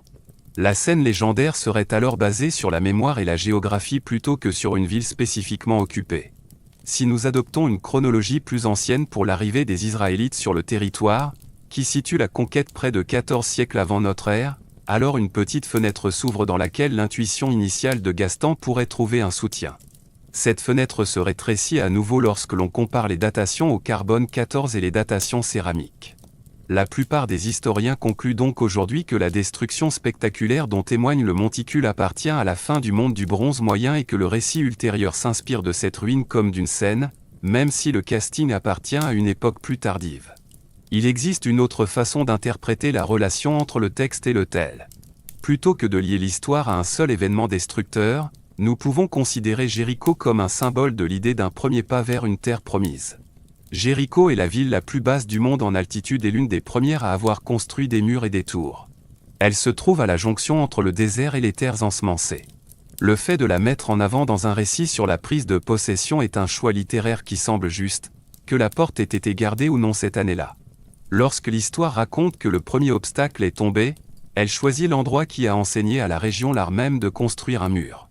Il ne s'agit pas d'un rejet de l'histoire. Il s'agit de reconnaître que l'histoire et le sens s'entremêlent souvent. Ce que l'archéologie nous apporte entre-temps est en soi très vivant. Nous pouvons marcher dans une pièce où la dernière ville de Jéricho a brûlé et ramasser une poignée de grains d'orge carbonisés dans un coin où un pot s'est brisé lorsque le toit s'est effondré. Nous pouvons suivre le tracé sinueux du revêtement en pierre et imaginer la ligne d'une échelle appuyée contre le mur de briques crues au-dessus, tandis que les défenseurs criaient sur les hommes qui grimpaient avec leurs boucliers. Nous pouvons nous tenir à l'entrée d'une tombe creusée dans la roche et sentir l'air frais d'un espace où une famille a réarrangé les ossements pour faire de la place à une personne supplémentaire lorsque son heure viendrait. Nous pouvons ramasser un petit morceau d'argile marqué d'un scarabée et penser au jour où un intendant a scellé la porte d'un entrepôt, a pressé le seau dans l'argile humide d'un geste habile, puis s'est éloigné sans se douter que son signe soigné se durcirait pour devenir une preuve pour les chercheurs futurs. Puis le rideau tombe après l'incendie. Le site reste calme pendant longtemps. Le cimetière n'est pas entièrement abandonné. Certaines tombes continuent d'accueillir des sépultures et quelques nouvelles inhumations apparaissent avec des objets appartenant au monde de la fin de l'âge du bronze. Sur le monticule lui-même, on trouve des foyers et de petites structures, mais rien qui ressemble à la ville qui existait auparavant. Les voyageurs continuent de suivre la vallée. Ils auront vu l'oasis et peut-être campé près de la source. La ville n'est plus là pour percevoir des péages ou divertir les visiteurs avec du pain et des dattes. Lorsque l'âge du fer arrive, plusieurs siècles plus tard, un modeste village réapparaît sur le monticule. À cette époque, les murs de l'ancienne ville ne sont plus qu'un souvenir lointain qui s'effrite au fil du temps. Le récit biblique provient d'une tradition qui se souvient de Jéricho comme d'un point d'entrée et d'une épreuve. Le monticule s'en souvient comme d'un lieu qui a brûlé puis s'est endormi. L'histoire de Josué à Jéricho vit donc dans une tension fructueuse avec le sol. Le texte véhicule un objectif théologique et une mémoire publique. Le monticule véhicule la physique de la brique, de la chaleur et du temps. Les deux ne sont pas ennemis. Chacun corrige les excès de l'autre. Le sol freine le désir irrépressible de relier chaque verset à une tranchée. Le texte freine l'habitude aride de réduire une ville à une liste de débris et de mesures. Ensemble, ils nous permettent de voir l'ancienne Jéricho avec une profondeur qu'aucun des deux ne peut atteindre seul. Si nous revenons une fois de plus à cette lumière de fin d'après-midi sur le revêtement, la scène ressemble moins à un puzzle à résoudre qu'à un paysage honnête à travers lequel plusieurs histoires se déroulent. Une tour néolithique qui a appris aux gens à s'organiser. Une forteresse cananéenne qui a élevé la terre au rang de loi. Une leçon biblique qui a placé le courage et l'obéissance au début d'un voyage. Une série de fouilles qui ont appris à l'archéologie à argumenter à partir de preuves. Tout cela se trouve à un endroit où une source insiste pour couler. Cette insistance est le plus ancien élément narratif de l'histoire de Jéricho. C'est pourquoi il y avait toujours quelque chose à trouver et à dire ici. Ce retour à une occupation à petite échelle soulève une autre question. Où exactement les populations ultérieures ont-elles construit leurs maisons dans le paysage de Jéricho lorsqu'elles ne voulaient pas vivre au sommet des couches de ruines? La réponse qui émerge au fur et à mesure que l'histoire avance est que la colonisation s'est déplacée vers des terres voisines offrant un meilleur accès à la source et moins de débris à combattre. Le tel restait un point de repère, mais ce n'était plus la seule option. Autour de l'oasis, il y avait des terrasses naturelles qui pouvaient accueillir de nouvelles fermes et de nouvelles routes sans le travail pénible de nivellement d'un monticule qui s'était accumulé au fil des millénaires de murs et de sols. Lorsque nous arrivons au siècle classique, les grands projets de construction ne grimpent pas sur l'ancien monticule. Ils s'élèvent à côté de la source, sur un sol vierge. Les germes de ce changement sont déjà présents dans les siècles qui ont suivi l'incendie, même si les grands palais et les jardins sont encore loin dans l'avenir. Les archives écrites ajoutent leurs propres lignes éparses à ce chapitre. La fin de l'âge du bronze a produit une cachette de lettres entre les dirigeants cananéens et la cour égyptienne, écrites en haddien sur des tablettes d'argile. Ces lettres Amana mentionnent de nombreuses villes en proie à des troubles. La correspondance est remplie de demandes d'archers, de protestations contre les voisins et de plaintes contre les pillards à Biru. Jéricho n'est pas un acteur dans ce chœur. Son nom n'apparaît pas avec la régularité de lieux comme Megiddo, Shechem ou Hazor. Le silence dans les archives diplomatiques n'est pas une preuve d'absence, mais il correspond à l'image archéologique d'un site qui n'occupait plus une place importante dans la région. La Bible hébraïque continue de se souvenir de Jéricho, mais les souvenirs passent de la forteresse sur le monticule à l'oasis en tant que région. Elle est appelée la ville des palmiers. Elle devient un repère directionnel dans les récits des juges et des rois. C'est ce que la géographie fait à la mémoire. Lorsqu'une forteresse disparaît, la caractéristique durable prend sa place dans le langage. Les gens n'oublient pas la source. Ils renomment l'espace qui l'entoure pour correspondre à la vie qu'elle continue de fournir. Une citadelle vide peut encore projeter une longue ombre dans l'histoire si la route passe à côté. Le monticule physique est utile comme point d'observation et comme source de pierres empilées.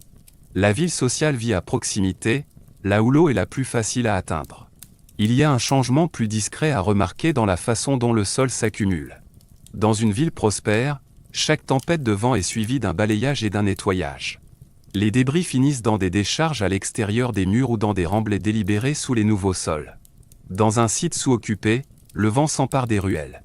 La poussière se déplace sans être arrêtée par un balai. Le sable léger et le limon se déposent dans les coins, puis forment une croûte lors de la pluie suivante, piégeant ainsi la couche suivante. Après une décennie de ce phénomène, une cour aura l'air d'avoir été délibérément remplie.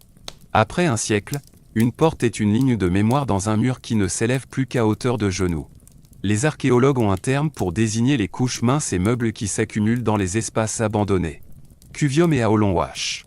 C'est la géologie qui écrit les pages d'un livre que personne ne prend la peine de lire. Les siècles de calme de Jéricho sont inscrits dans ces pages. Le cimetière conserve les traces les plus claires de cette accalmie. Certaines tombes familiales sont restées en usage pendant des générations après l'incendie de la dernière ville. De nouvelles offrandes de style fin de l'âge du bronze et début de l'âge du fer apparaissent parmi les ossements plus anciens. Souvent, celles-ci ne sont pas somptueuses selon les normes des chambres de l'âge du bronze moyen. Il s'agit d'une ou deux cruches, d'un bol, d'un ornement personnel qui avait beaucoup d'importance pour les vivants et qui a été offert en guise d'adieu. Cette continuité est importante d'une manière qui ne se voit pas toujours au premier coup d'œil. Elle signifie que les familles ont conservé le fil de leur identité même lorsque la ville construite s'est effondrée. L'entretien des tombes nécessite de la mémoire. La mémoire nécessite des rassemblements. L'oasis était toujours un lieu de rassemblement. L'érosion et l'exploitation des carrières ont modifié le profil du monticule au cours de ces siècles, ce qui complique notre lecture aujourd'hui. Lorsqu'une ville est abandonnée ou peu occupée, les gens prennent souvent des briques des anciens murs pour construire de nouvelles structures. La brique de terre crue est une ressource précieuse lorsqu'il s'agit de réparer un toit ou de construire un abri d'une seule pièce. Chaque rangée manquante aplatit un peu la queue. La pluie suit alors de nouveaux chemins le long des faces interrompues. Les plans réguliers qu'un constructeur minutieux avait autrefois enduits et entretenus deviennent des marches irrégulières. Dans la tranchée moderne, ces processus sèment la confusion chez ceux qui s'attendent à trouver des murs intacts partout. Les parties centrales de la rampe en bronze sont encore visibles car elles ont été construites en pierre et en terre massive. De nombreux murs plus récents sont des fantômes. Leur absence ne prouve pas que personne ne les a construits. C'est l'effet combiné de la réutilisation et des intempéries au cours de longs siècles où il n'y avait pas de budget pour de grandes réparations. À quoi ressemblait la vie quotidienne de ceux qui sont restés ? De petits jardins autour de la source. De petits troupeaux conduits à paître dans les collines basses et à boire dans les canaux creusés à partir de la source. Un schéma de mouvement saisonnier entre l'oasis et les parcelles périphériques qui nécessitait davantage de gardiens que de murs. Des échanges modestes avec les voisins. Un pot de sirop de date réduit et échangé contre la réparation d'un outil. Une outre d'eau laissée à un voyageur en échange de nouvelles. Des enfants qui grimpaient sur les anciens remparts et apprenaient à nommer les pentes comme leurs grands-parents le faisaient lorsqu'ils désignaient des points de repère. Une vie dans laquelle la ville antique était une présence plutôt qu'un lieu où l'on se rendait tous les jours. Du point de vue d'un historien, il est tentant de qualifier cela de vie d'avant le prochain grand chapitre, qui peut masquer le travail réel accompli par les communautés entre deux périodes de construction monumentale. Les gens de cette époque ont maintenu des canaux ouverts. Ils ont entretenu les palmiers et les ont rendus productifs. Ils ont perpétué les coutumes funéraires. Ils ont transmis des recettes pour le plâtre, le pain, des formes simples de jarres qui sont réapparues plus tard avec seulement quelques modifications modestes. Ils se sont souvenus des chemins qui allaient compter lorsque des dirigeants disposant de plus de ressources reviendraient et voudraient transformer l'oasis en un jardin digne d'une cour. Nous devrions laisser le mot de la fin à ce paysage lui-même. Tenez-vous à la base de la queue et faites face à la source. Les collines de Judée se dressent, sombres, à l'ouest. À l'est, la vallée s'ouvre vers le fleuve et la mer Morte. L'air est sec et chaud, même en hiver. Si vous tendez l'oreille, vous pouvez entendre l'eau. Vous pouvez aussi ne rien entendre du tout lorsque le vent tombe. C'est le son d'une citadelle vide après un incendie. Ce n'est pas un silence tragique. C'est un silence d'attente. La route reste. Les palmiers font ce que les palmiers ont toujours fait. Les gens vont et viennent. Ils laissent de petites traces dans la terre, faciles à manquer si l'on ne sait pas où regarder. Les siècles suivants regarderont et trouveront suffisamment d'éléments pour se rappeler que la source n'a jamais cessé d'être généreuse, même lorsque le monticule dormait. Descendez de l'ancien tel vers la source et vous sentirez l'histoire changer sous vos pieds. La ville qui se blottissait autrefois sur le monticule avec ses remparts et ses revêtements brisés cède la place à un large bassin verdoyant où l'eau coule librement et où l'air semble un peu plus doux que dans la campagne environnante. C'est là que Jéricho s'est réinventé à l'époque hellénistique et au début de l'époque romaine. La forteresse est devenue une ville-jardin. Les rois et les grands prêtres y passaient l'hiver, non pas pour contempler les murs, mais pour vivre parmi les palmiers et les escaliers d'eau, les bains carrelés et les cours ombragés. Le paysage commençait à ressembler à une promesse tenue. Le mot « palais » ne désignait pas un trône solitaire dans une salle de pierre. Il désignait un organisme complexe composé de vergers, de bassins, d'aqueducs, de cuisines, de réserves, de portiques et de salles de plaisance qui fonctionnaient grâce à l'eau, au travail et au savoir-faire. Commençons par le déménagement lui-même. Le centre de gravité s'est déplacé de l'ancien Tel vers les basses collines au sud-ouest, le long du Wadi Kelt, un ravin qui achemine l'eau hivernale des hautes terres vers l'oasis. Le nom arabe Tulabu Eleik signifie « les petites collines des branches de vigne », et ce nom lui va bien. C'est ici que les souverains Asmanans de Judée ont choisi de construire leur résidence de campagne au IIe et au 1er siècle avant notre ère. Ce choix était à la fois pratique et symbolique. Pragmatique, car le terrain était ouvert à des projets spacieux et suffisamment proches de la source pour faciliter la captation de l'eau. Symbolique, car une nouvelle dynastie voulait s'éloigner de la silhouette brisée des anciennes villes et montrer qu'elle pouvait créer un paradis à partir d'une plaine inondable dénudée. L'archéologie nous a livré les vestiges de ces premiers palais. Les fouilles dirigées par Aoudnetzer et d'autres ont mis au jour de longues salles aux sols enduits, des cours à colonnes qui respiraient le soir et un réseau de canaux et de bassins qui transformaient la lisière du désert en un jardin contrôlable. Une astuce revient sans cesse.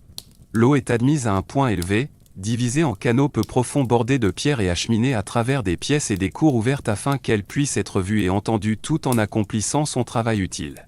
Elle remplit un réservoir pour les animaux. Elle rafraîchit l'air en glissant à l'ombre. Elle alimente un jardin en contrebas où les arbres s'enracinent sous le niveau du vent et renvoient la chaleur vers la fraîcheur de la nuit. Elle passe d'une utilisation à l'autre, puis tombe dans un bassin plus grand où la vase se dépose avant la tâche suivante. Le palais est un diagramme hydrologique que l'on peut parcourir à pied. Les constructeurs asmans ont laissé leurs empreintes les plus visibles dans leurs installations rituelles. À côté des salles de banquet et des cours d'audience, ils ont construit de nombreux bassins d'immersion en escalier. Ces mikvouts sont suffisamment profonds pour recouvrir une personne debout, recouvert d'un enduit fin et alimenté par de l'eau propre qui pouvait être vidangée et remplie à nouveau. Ils témoignent d'une cour qui prenait au sérieux les lois de pureté, tout en adoptant certains aspects du luxe méditerranéen. Dans les réserves voisines, des enfers apparaissent parmi les jarres locales plus simples. Ce mélange raconte l'histoire d'une cour qui pouvait à la fois divertir les envoyés étrangers et observer ses propres coutumes sans hésitation. Le jardin était autant une machine économique qu'un décor. Le microclimat de Jéricho favorisait la croissance de palmeraies et de bosquets de baumiers. Les dattes nourrissaient les hommes et les animaux et sucraient les aliments dans un monde sans sucre de canne. Le baume, résine extraite des arbustes qui poussaient ici, fournissait un parfum et une huile médicinale très prisée dans la Méditerranée antique. Les écrivains ne pouvaient résister à sa renommée. La résine figure dans les listes des biens royaux. Les arbustes sont mentionnés comme un monopole gardé par la cour. Les bosquets n'étaient pas des forêts naturelles que n'importe qui pouvait piller. Il s'agissait d'actifs gérés par des surveillants, des gardes et des ouvriers qualifiés qui savaient comment entailler l'écorce et récolter la sève sans tuer la plante. Les Asménéens comprenaient ce qu'ils possédaient. Ils transformèrent l'oasis en un domaine royal qui pouvait payer des soldats et acheter des amis. L'histoire fit alors ce qu'elle fait toujours. Elle amena de nouveaux acteurs dans le jardin. Dans la dernière génération de la lignée asménéenne, le jeune grand prêtre Aristobule fut invité à se baigner à Jéricho. Il ne sortit jamais vivant de l'eau. Sa mort par noyade dans la piscine du palais devint un scandale qui colla à la réputation d'Hérode, l'aristocrate idien dont l'ascension allait changer la carte de la Judée. Cette histoire est importante non seulement pour ses intrigues de palais, mais aussi pour ce qu'elle nous apprend sur le contexte. Il est certain qu'il y avait des piscines suffisamment grandes pour nager. Le fait qu'une cour composée de prêtres et de nobles pouvait passer du banquet au bain sans quitter le complexe montre à quel point le palais absorbait la vie quotidienne. Hérode le Grand a appris des Asmonéens, puis les a surpassés. Jéricho est devenue l'une de ses capitales d'hiver préférées. Il ne s'est pas contenté de rénover les anciennes pièces. Il en a construit une nouvelle par étapes, dont on peut encore voir les traces. Le premier palais hérodien a été érigé près de l'ancien complexe et offrait aux visiteurs un nouveau vocabulaire du pouvoir. Des murs épais encadraient une cour ouverte en forme de parasile. Les pièces étaient disposées de manière axiale, permettant aux invités d'admirer et d'être impressionnés avant même d'avoir eu le temps de baisser les yeux. Les salles de bain suivaient l'ordre romain chaud, tiède et froid, avec un chauffage au sol dans la pièce chaude, des espaces creusés pour retenir la vapeur et des sols en mosaïque pouvant résister à des mouillages répétés. Les murs décorés de fresques reproduisaient des marbres et des perspectives architecturales. C'était une maison qui fonctionnait quotidiennement, même lorsqu'aucune délégation n'attendait à la porte. La nature rappelait au roi où il vivait. En 31 avant notre ère, un violent tremblement de terre secoua la vallée du Jourdain. Il abattit des murs, brisa des aqueducs et endommagea probablement le premier palais hérodien. La reconstruction à Jéricho fut rapide grâce au soutien du trésor royal. Hérode n'abandonna pas le site. Il reconstruisit un palais plus grand en tirant les leçons du tremblement de terre. Un deuxième palais, puis un troisième, ont été construits le long des rives du Wadi Kelt. Chacun était légèrement différent afin de tirer parti du dénivelé et de la vue. L'un d'eux enjambait le ravin grâce à un pont, de sorte que le palais reliait littéralement ses deux moitiés de part et d'autre de l'eau. Cet agencement audacieux intégrait le cours d'eau à l'architecture. C'est une véritable rivière lorsque les pluies hivernales s'abattent. Habiter les deux rives à la fois, c'est dire que la cour contrôle non seulement la terre, mais aussi le cours d'eau. Les nouveaux travaux ont élargi l'échelle des éléments aquatiques. Les bassins sont devenus si grands que les visiteurs modernes les comparent à des bains publics. Certains étaient des rectangles formels avec des escaliers descendant en large marche sur les quatre côtés. D'autres étaient des bassins reliés par des canaux qui permettaient à l'eau de circuler en séquence à travers les pièces. L'eau douce au milieu d'un semi-désert n'était pas seulement un plaisir.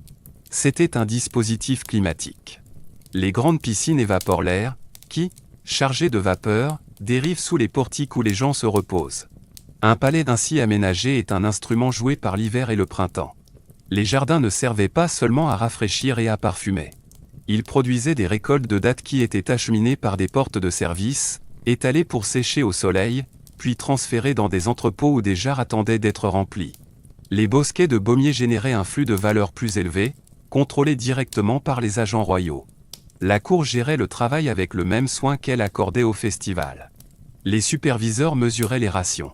Les scribes notaient les quantités et les destinations sur des étiquettes en argile et en bois. Les gardes surveillaient les portes. Il y a une raison pour laquelle les auteurs anciens ont écrit que les revenus de Jéricho étaient convoités par les reines et les généraux. Cléopâtre a reçu les domaines royaux de Jéricho en cadeau de Marc-Antoine pendant les dernières tempêtes de la République romaine, puis les a loués à Hérode pour une somme considérable. Après la bataille qui fit d'Auguste le maître de la Méditerranée, les domaines revinrent à Hérode.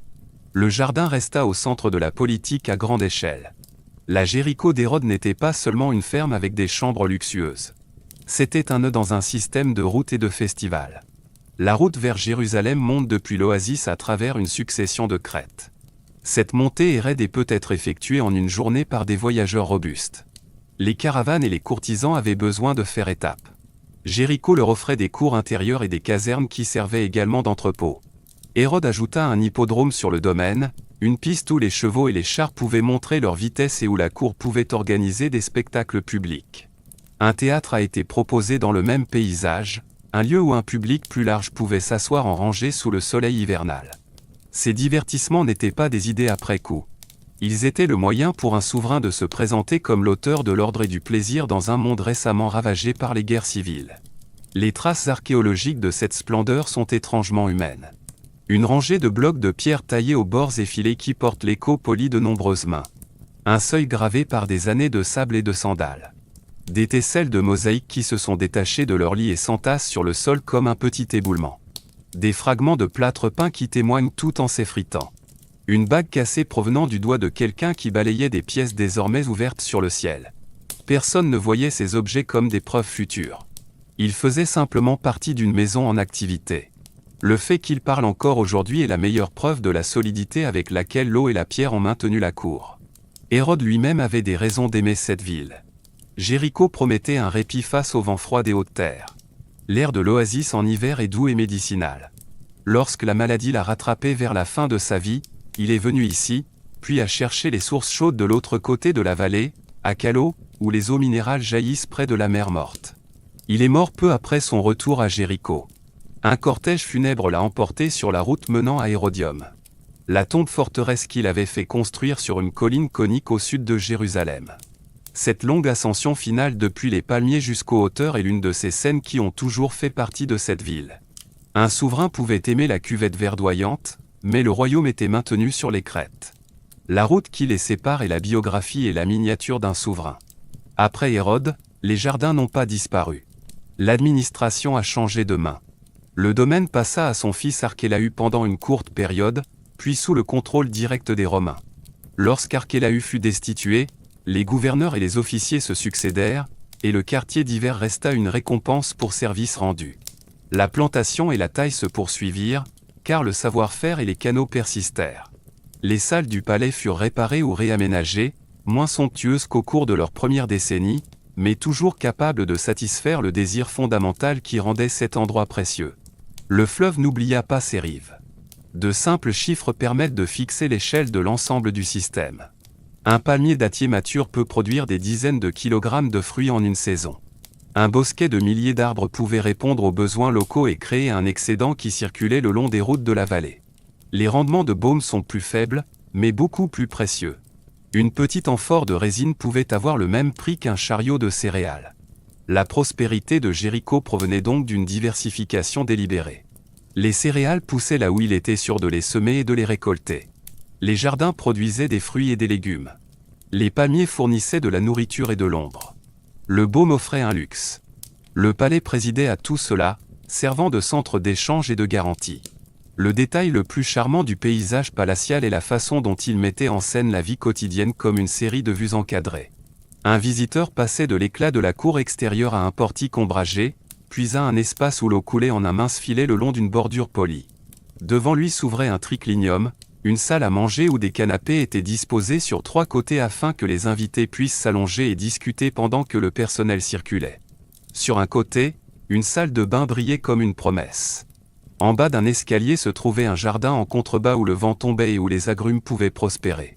Au coin, un passage de service menait aux cuisines où les feux ne s'éteignaient jamais. L'architecture chorégraphiait l'ambiance encore plus que le mouvement. La cité-jardin était un théâtre bienveillant envers ses acteurs.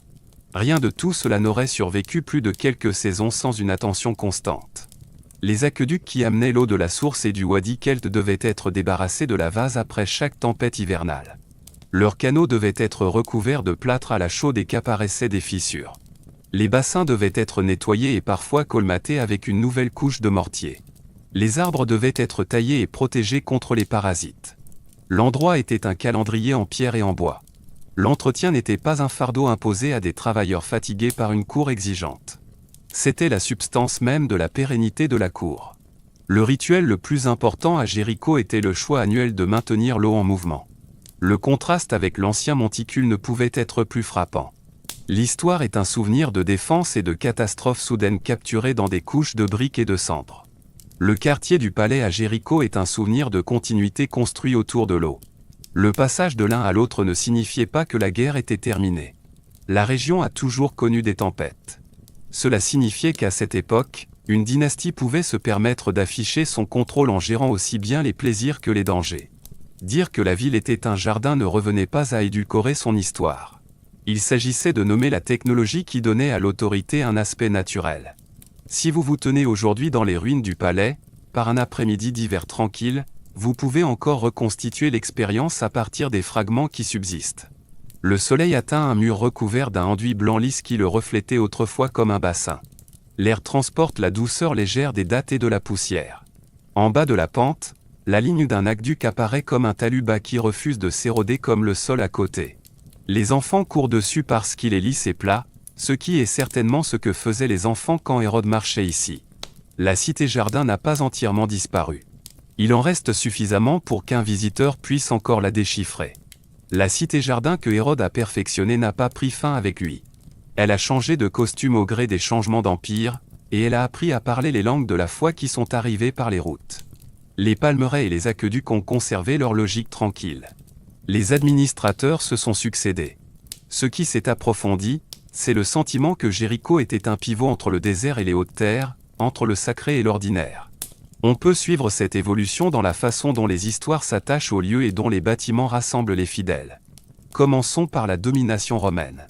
Après Hérode, l'oasis est devenu un domaine impérial géré par des fonctionnaires qui tenaient des registres à côté des bassins. Jéricho se trouvait dans un district que les administrateurs romains appelaient une toparchie, un ensemble de villages et de champs qui devaient payer des impôts en nature et en monnaie. Un officier épris d'ordre pouvait se tenir à l'ombre et regarder les caravanes compter leur passage.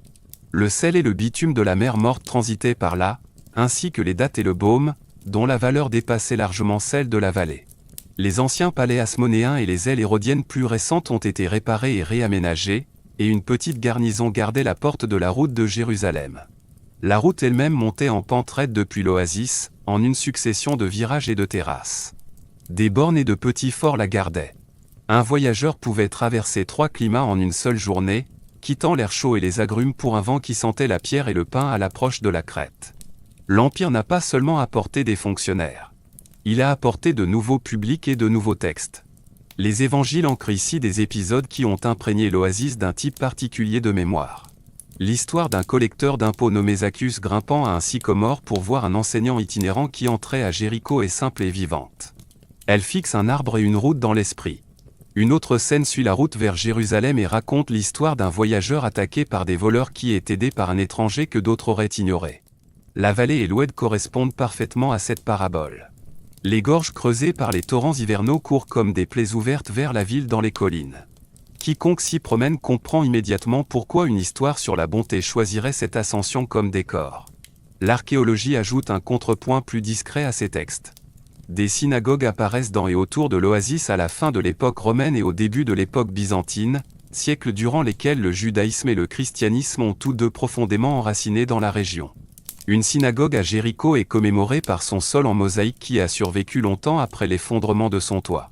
Le sol comporte un panneau central avec un chandelier à 7 branches flanqué d'objets rituels et d'une inscription qui souhaite la paix à Israël. Une autre synagogue située à proximité, à Naran, présente un tapis en mosaïque avec des animaux, des fruits et des panneaux géométriques, ainsi qu'un texte dédicatoire qui nomme les donateurs et leur souhaite une bonne vie. Les mosaïques comme celle-ci ne sont pas des traités théologiques. Elles sont les témoins de la fierté locale et d'une communauté qui pouvait rassembler des ressources pour poser des pierres colorées dans des motifs durables.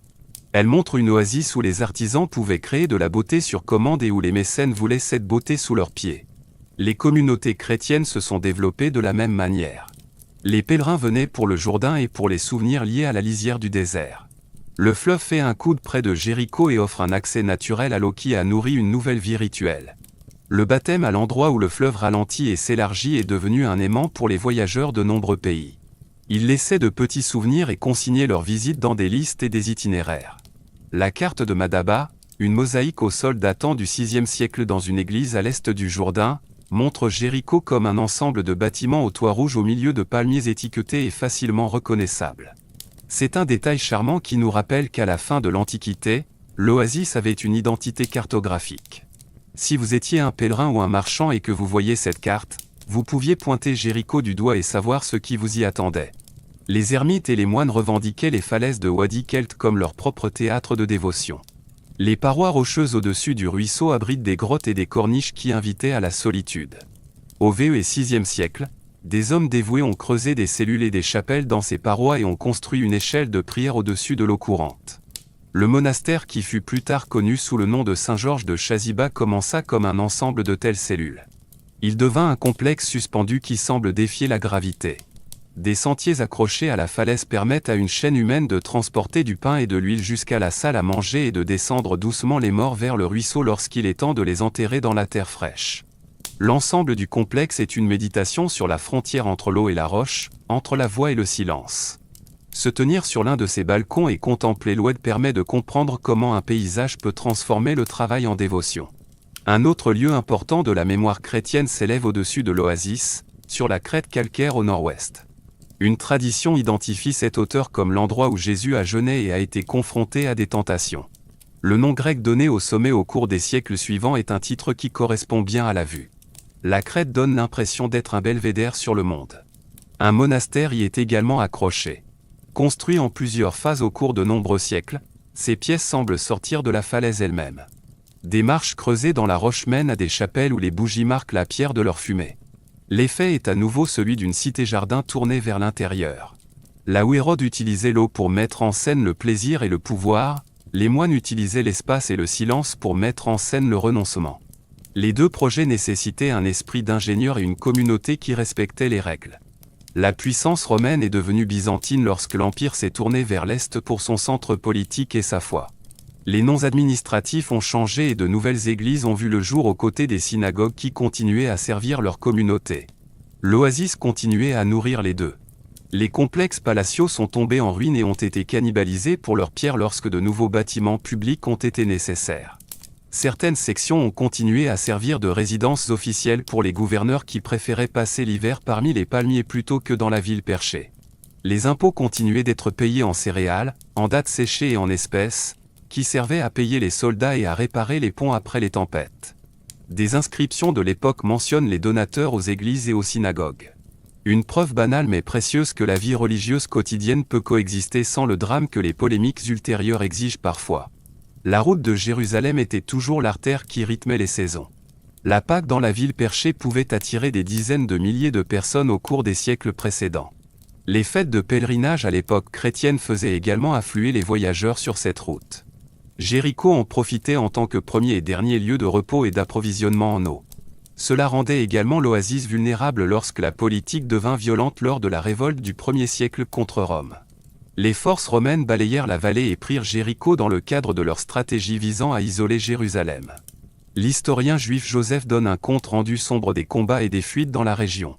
Les détails sont teintés de rhétorique et de sa propre position compliquée, mais les grandes lignes de la perturbation sont claires. Lorsque la guerre arrive dans un endroit comme celui-ci, les dégâts se lisent comme un registre d'irrigation brisée, de jardins piétinés et d'entrepôts brûlés plutôt que comme des murs de villes renversés.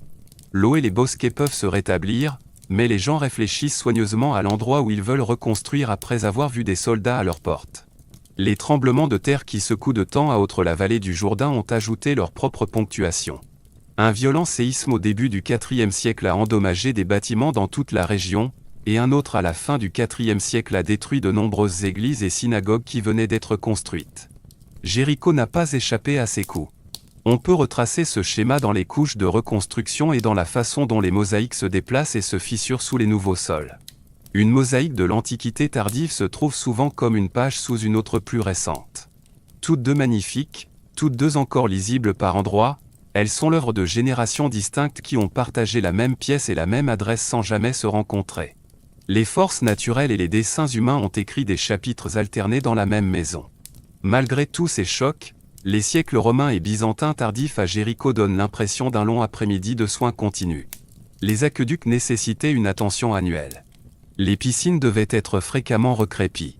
Les bosquets exigeaient une taille selon un calendrier strict et le remplacement des palmiers vieillissants. Les hommes et les femmes qui travaillaient comme jardiniers, maçons, plâtriers, cuisiniers et gardiens transmettaient leurs compétences de voisin à voisin. Un visiteur pouvait arriver le matin dans le vent sec du désert et, à midi, sentir l'air se radoucir près d'une cour ombragée où l'eau murmurait dans les canaux. Les cours des évêques et des dirigeants locaux se réunissaient dans des salles plus fraîches qui donnaient sur les piscines. Les tâches administratives étaient effectuées avec vue sur les jardins. Jéricho enseignait à s'habiller avec sobriété. Des étrangers venus de contrées lointaines laissaient des traces de ce qu'ils voyaient. Au IVe siècle, le pèlerin de Bordeaux emprunta la route qui descendait de Jérusalem et cocha les lieux saints avec la concision de quelqu'un qui rédige une liste pour un ami. Plus tard, les voyageurs se montrèrent plus prolixes. Ils écrivirent sur les palmiers et le Jourdain, sur les monastères accrochés aux falaises, sur les hospices où ils rencontrèrent des moines qui leur servirent du pain et des olives et leur indiquèrent où aller ensuite. Ces textes semblent modernes dans leur précision. On peut aujourd'hui suivre leurs traces sous la même lumière, sur les mêmes rochers. Même là où un bâtiment a changé de place ou un nom a migré, le schéma d'approche a une mémoire difficile à effacer. Une autre institution mérite d'être mentionnée, car elle a survécu à toutes les armées qui ont emprunté cette route. L'hospitalité à Jéricho est devenue un métier. Des caravansaires et des maisons de pèlerins bordaient les approches de la source principale. Certaines étaient de simples cours avec des chambres sur 3 côtés et une porte qui pouvait être fermée à la tombée de la nuit.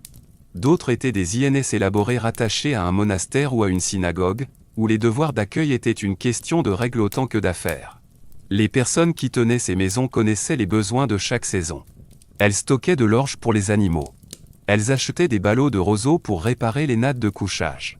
Elles conservaient des lampes et de l'huile en grande quantité. Elles savaient quand une route était sûre et quand elle ne l'était pas. Leur savoir tranquille était celui d'un empire contenu dans une seule pièce. Cet empire changea à nouveau lorsque les armées cisaniennes envahirent le Levant au début du 7e siècle. Au cours de cette année que les chrétiens se souviennent pour la perte des lieux saints et les dommages causés aux monastères et aux églises, Jéricho et sa vallée ont connu l'arrivée de nouveaux maîtres et le départ d'anciens protecteurs. L'occupation perse n'a pas duré longtemps à l'échelle de l'oasis.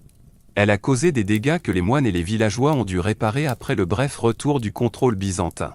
L'épuisement de ce conflit venait à peine de s'installer lorsqu'une autre puissance arriva du sud et de l'est, parlant la langue du désert et apportant un nouvel ensemble de promesses concernant la communauté et la loi. Le profil antique tardif de Jéricho à ce moment-là est le plus pâle. Les palais commencés à l'époque hasmonéenne et agrandis par Hérode avaient encore des murs où nichaient les hirondelles.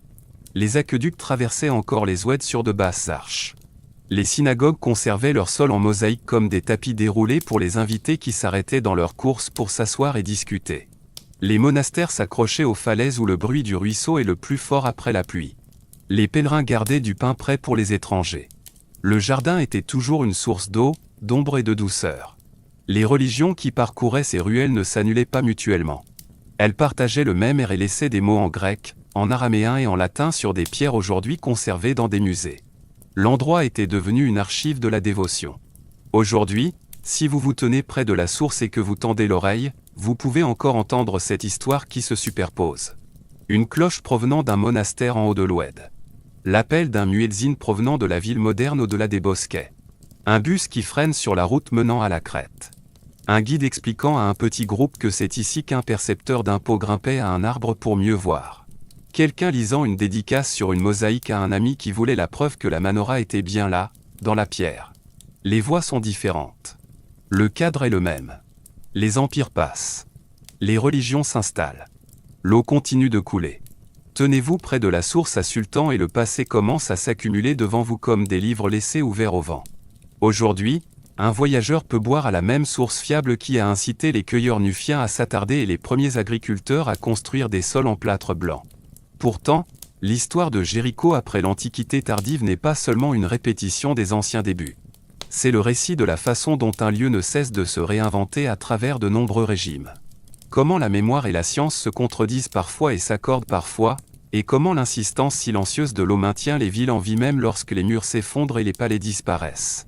Après le passage des armées du début du 7e siècle dans le Levant, Jéricho a appris de nouveaux noms et de nouveaux rythmes. Au cours des premiers siècles de domination islamique, l'oasis est apparue dans les géographies arabes comme un lieu réputé pour ses bananes et ses dattes, pour ses arbustes à baume qui produisaient un parfum très apprécié, et pour son eau douce qui semblait avoir été filtrée par les jardins. Les administrateurs comptaient les bosquets et les canaux ainsi que les ménages, les tribunaux à Damas, puis à Jérusalem. Et Ramé comprit que Jéricho était plus qu'un joli lieu d'hivernage. C'était un moteur agricole qui fonctionnait grâce à une hydrologie minutieuse. L'ère omeyyade a laissé l'une des traces les plus évidentes de cette confiance juste au nord de la source, sur un site appelé Irba al-Mafar. Au 8e siècle, une résidence princière y fut construite sur un plan carré avec une porte monumentale. Des salles ornées de stucs sculptés et des bains dont les sols étaient recouverts de mosaïques complexes. Le panneau le plus célèbre montre un arbre flanqué de 2 cerfs et d'un animal de chasse. Une scène qui transforme la géométrie d'un jardin en une parabole sur l'ordre et le danger. Que le complexe ait été construit pour le calife Hicham ou pour son neveu Wali, une chose est certaine, les souverains de cette période utilisaient l'architecture pour affirmer que la lisière du désert pouvait être apprivoisée et rendue agréable. Cette confiance n'a pas immunisé l'oasis contre les chocs. Les tremblements de terre ont toujours fait partie de la vallée du Jourdain. Un événement violent au milieu du 8e siècle a détruit des bâtiments de la Galilée à la basse vallée. Le palais de Kerba al-Mafar montre une rupture dans son histoire à cette époque, avec des murs effondrés et des pièces inachevées ou abandonnées. La guerre est également revenue à plusieurs reprises. Les campagnes des croisés, des Ayyoubides et des Mamelouks ont laissé leur empreinte sous forme d'impôts et de dégâts. Pourtant, même lorsque les palais se sont effondrés et que les monastères se sont retirés derrière des portes réparées, la ceinture verte de Jéricho a résisté. Des sucreries fonctionnaient le long des oueds à la fin du Moyen Âge. Les champs de canne à sucre et les aqueducs constituaient une deuxième industrie, à côté des dattes et des agrumes. Des meules et des canaux d'irrigation gisent encore dans les ravins où l'eau hivernale descend des collines de Judée.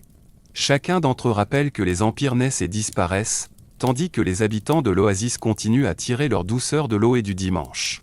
Les registres ottomans du début de l'époque moderne décrivent Jéricho comme un petit village au milieu des palmiers et des champs. Les voyageurs des XVIIe et XVIIIe siècles ont écrit avec un mélange de déception et d'émerveillement. Ils ont trouvé des ruines, des bosquets et un village dont les maisons s'accrochaient au cours d'eau. Ils ont également constaté que l'ancienne route de Jérusalem exigeait toujours une halte ici pour se ravitailler et se reposer avant l'ascension. Le XIXe siècle a affiné cette image et l'a illustrée de cartes. Les explorateurs européens et américains sont arrivés avec leurs carnets, leurs boussoles et leur envie de mettre en corrélation les textes et le terrain. Edward Robinson a identifié les lieux en écoutant les noms arabes qui avaient conservé leurs sons anciens. L'étude de la Palestine occidentale menée par Claude Condondé et Horacio Quité a esquissé les oueds, les sources et les sites avec une précision militaire. Le Palestine Exploration Fund a publié des planches minutieuses des tels et des monastères. Dans ces pages, Jéricho passe de la légende au point de coordonnées. La source est fixée par son altitude. Le tel est étiqueté avec ses noms arabes et anglais. La mosaïque de la mémoire commence à être cimentée par des mesures. L'archéologie est alors passée de la page au terrain. Au début du XXe siècle, Ernst Selin et Karl Watzinger ont ouvert des tranchées sur le tel et sur des sites voisins. Ils ont travaillé à une époque où les méthodes de fouille mêlaient encore curiosité et manipulation brutale. Malgré cela, ils ont contribué à soulever des questions qui ont alimenté le débat pendant des décennies. À quoi ressemblaient les premiers murs? Quand la ville de l'âge du bronze s'est-elle développée et quand a-t-elle brûlé? Combien de fois les remparts ont-ils été remodelés?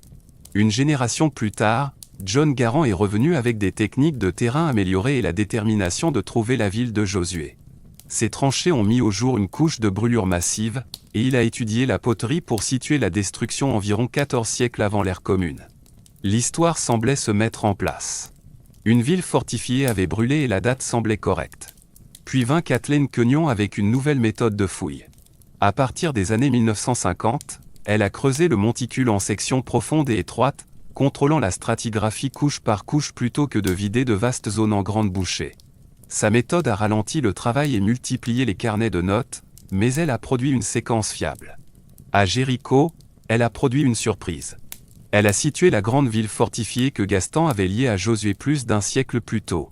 La destruction remontait à la fin de l'âge du bronze moyen, une époque où plusieurs villes cananéennes ont connu un sort similaire en raison des changements politiques régionaux et de la pression exercée par la puissance égyptienne au nord. Plus tard, les datations au radiocarbone effectuées à partir de grains carbonisés trouvés dans la couche brûlée ont confirmé son interprétation. Même les chercheurs qui n'étaient pas d'accord avec certaines parties de l'interprétation de Queignon ont dû répondre à sa méthode.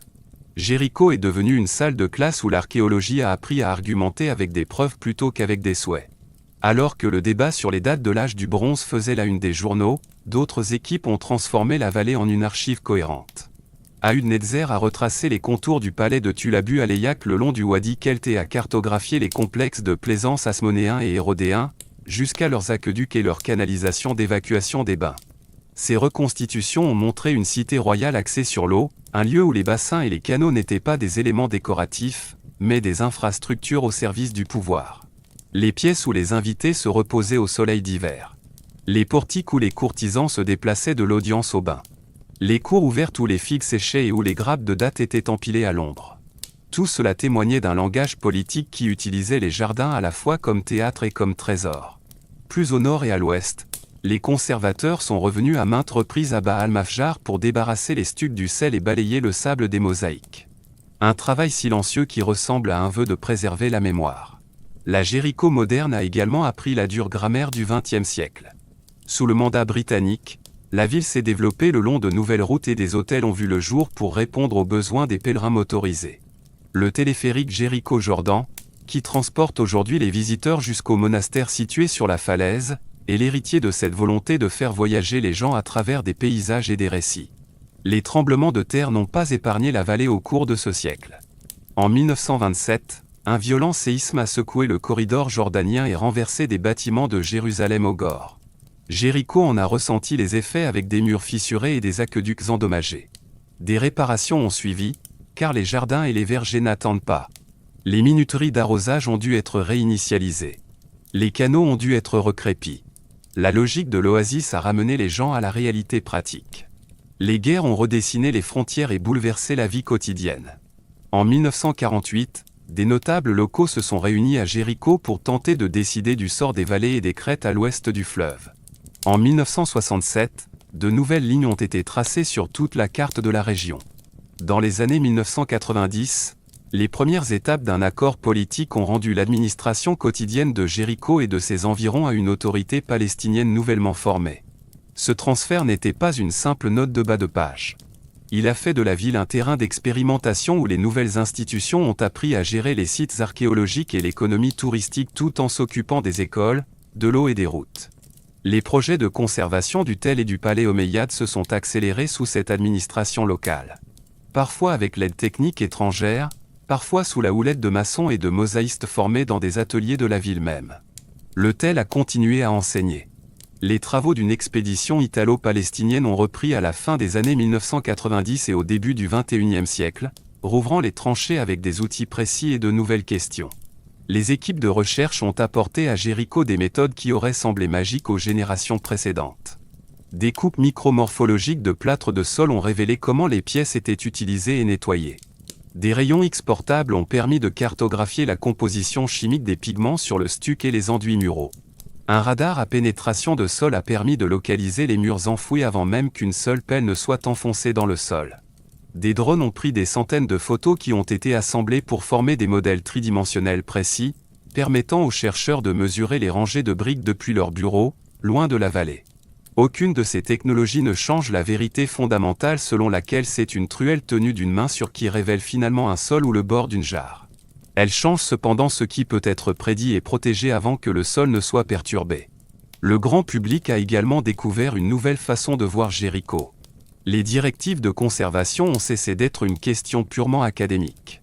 Elles sont devenues des panneaux à l'entrée du site, des plateformes ombragées sur lesquelles les visiteurs peuvent se tenir debout et des panneaux explicatifs qui parlent des recettes de plâtre et des pentes des canaux comme s'il s'agissait de personnages d'une histoire.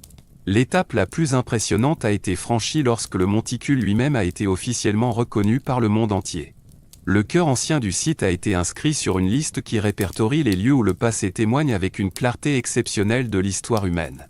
Le langage de cette reconnaissance soulignait qu'à Tel Sultan, on peut voir les premières étapes de la vie villageoise. L'essor des fortifications urbaines nées des sols et du climat locaux et la continuité d'un peuplement qui relie des époques normalement séparées dans les manuels scolaires. Il s'agissait d'un acte bureaucratique à caractère cérémoniel. Un saut sur une longue conversation entre le printemps et les personnes qui y ont assisté. Toute reconnaissance s'accompagne de responsabilité. Le monticule s'érode si les chemins sont mal choisis ou si les tempêtes hivernales creusent de nouveaux ravins. Le stuc du palais de Kaba al-Mafjar s'effrite et s'écaille lorsque le sel remonte des sols humides.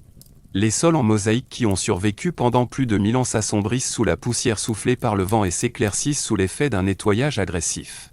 La réponse à tous ces problèmes est à la fois banale et noble. Il s'agit de formation, de financement et de fierté. Les conservateurs locaux travaillent désormais aux côtés de spécialistes étrangers. Des groupes scolaires visitent les sites et apprennent que les visages sur les crânes en plâtre ne sont pas des trophées, mais des portraits de familles d'une époque où la mémoire devait être modelée dans la chaux. Les guides apprennent à faire la différence entre les jarres en bronze moyen et les amphores romaines, afin que les visiteurs repartent en comprenant pourquoi les formes ont leur importance. L'oasis dans son ensemble devient une salle de classe où la science et l'histoire partagent enfin le même souffle. La ville moderne a appris à équilibrer ce rôle avec la vie quotidienne. Ces marchés vendent des oranges, des dattes et des herbes cultivées à quelques coups de pédale du tel. La route qui mène à la rivière et au pont à l'est est animée par les bus et les camions qui transportent des fleurs, des personnes et des projets. Les moines sonnent les cloches au-dessus de l'oued. Les appels à la prière rebondissent sur la falaise en contrebas du monastère. Les jours de fête, les pèlerins marchent d'un pas décidé entre la source et la rivière.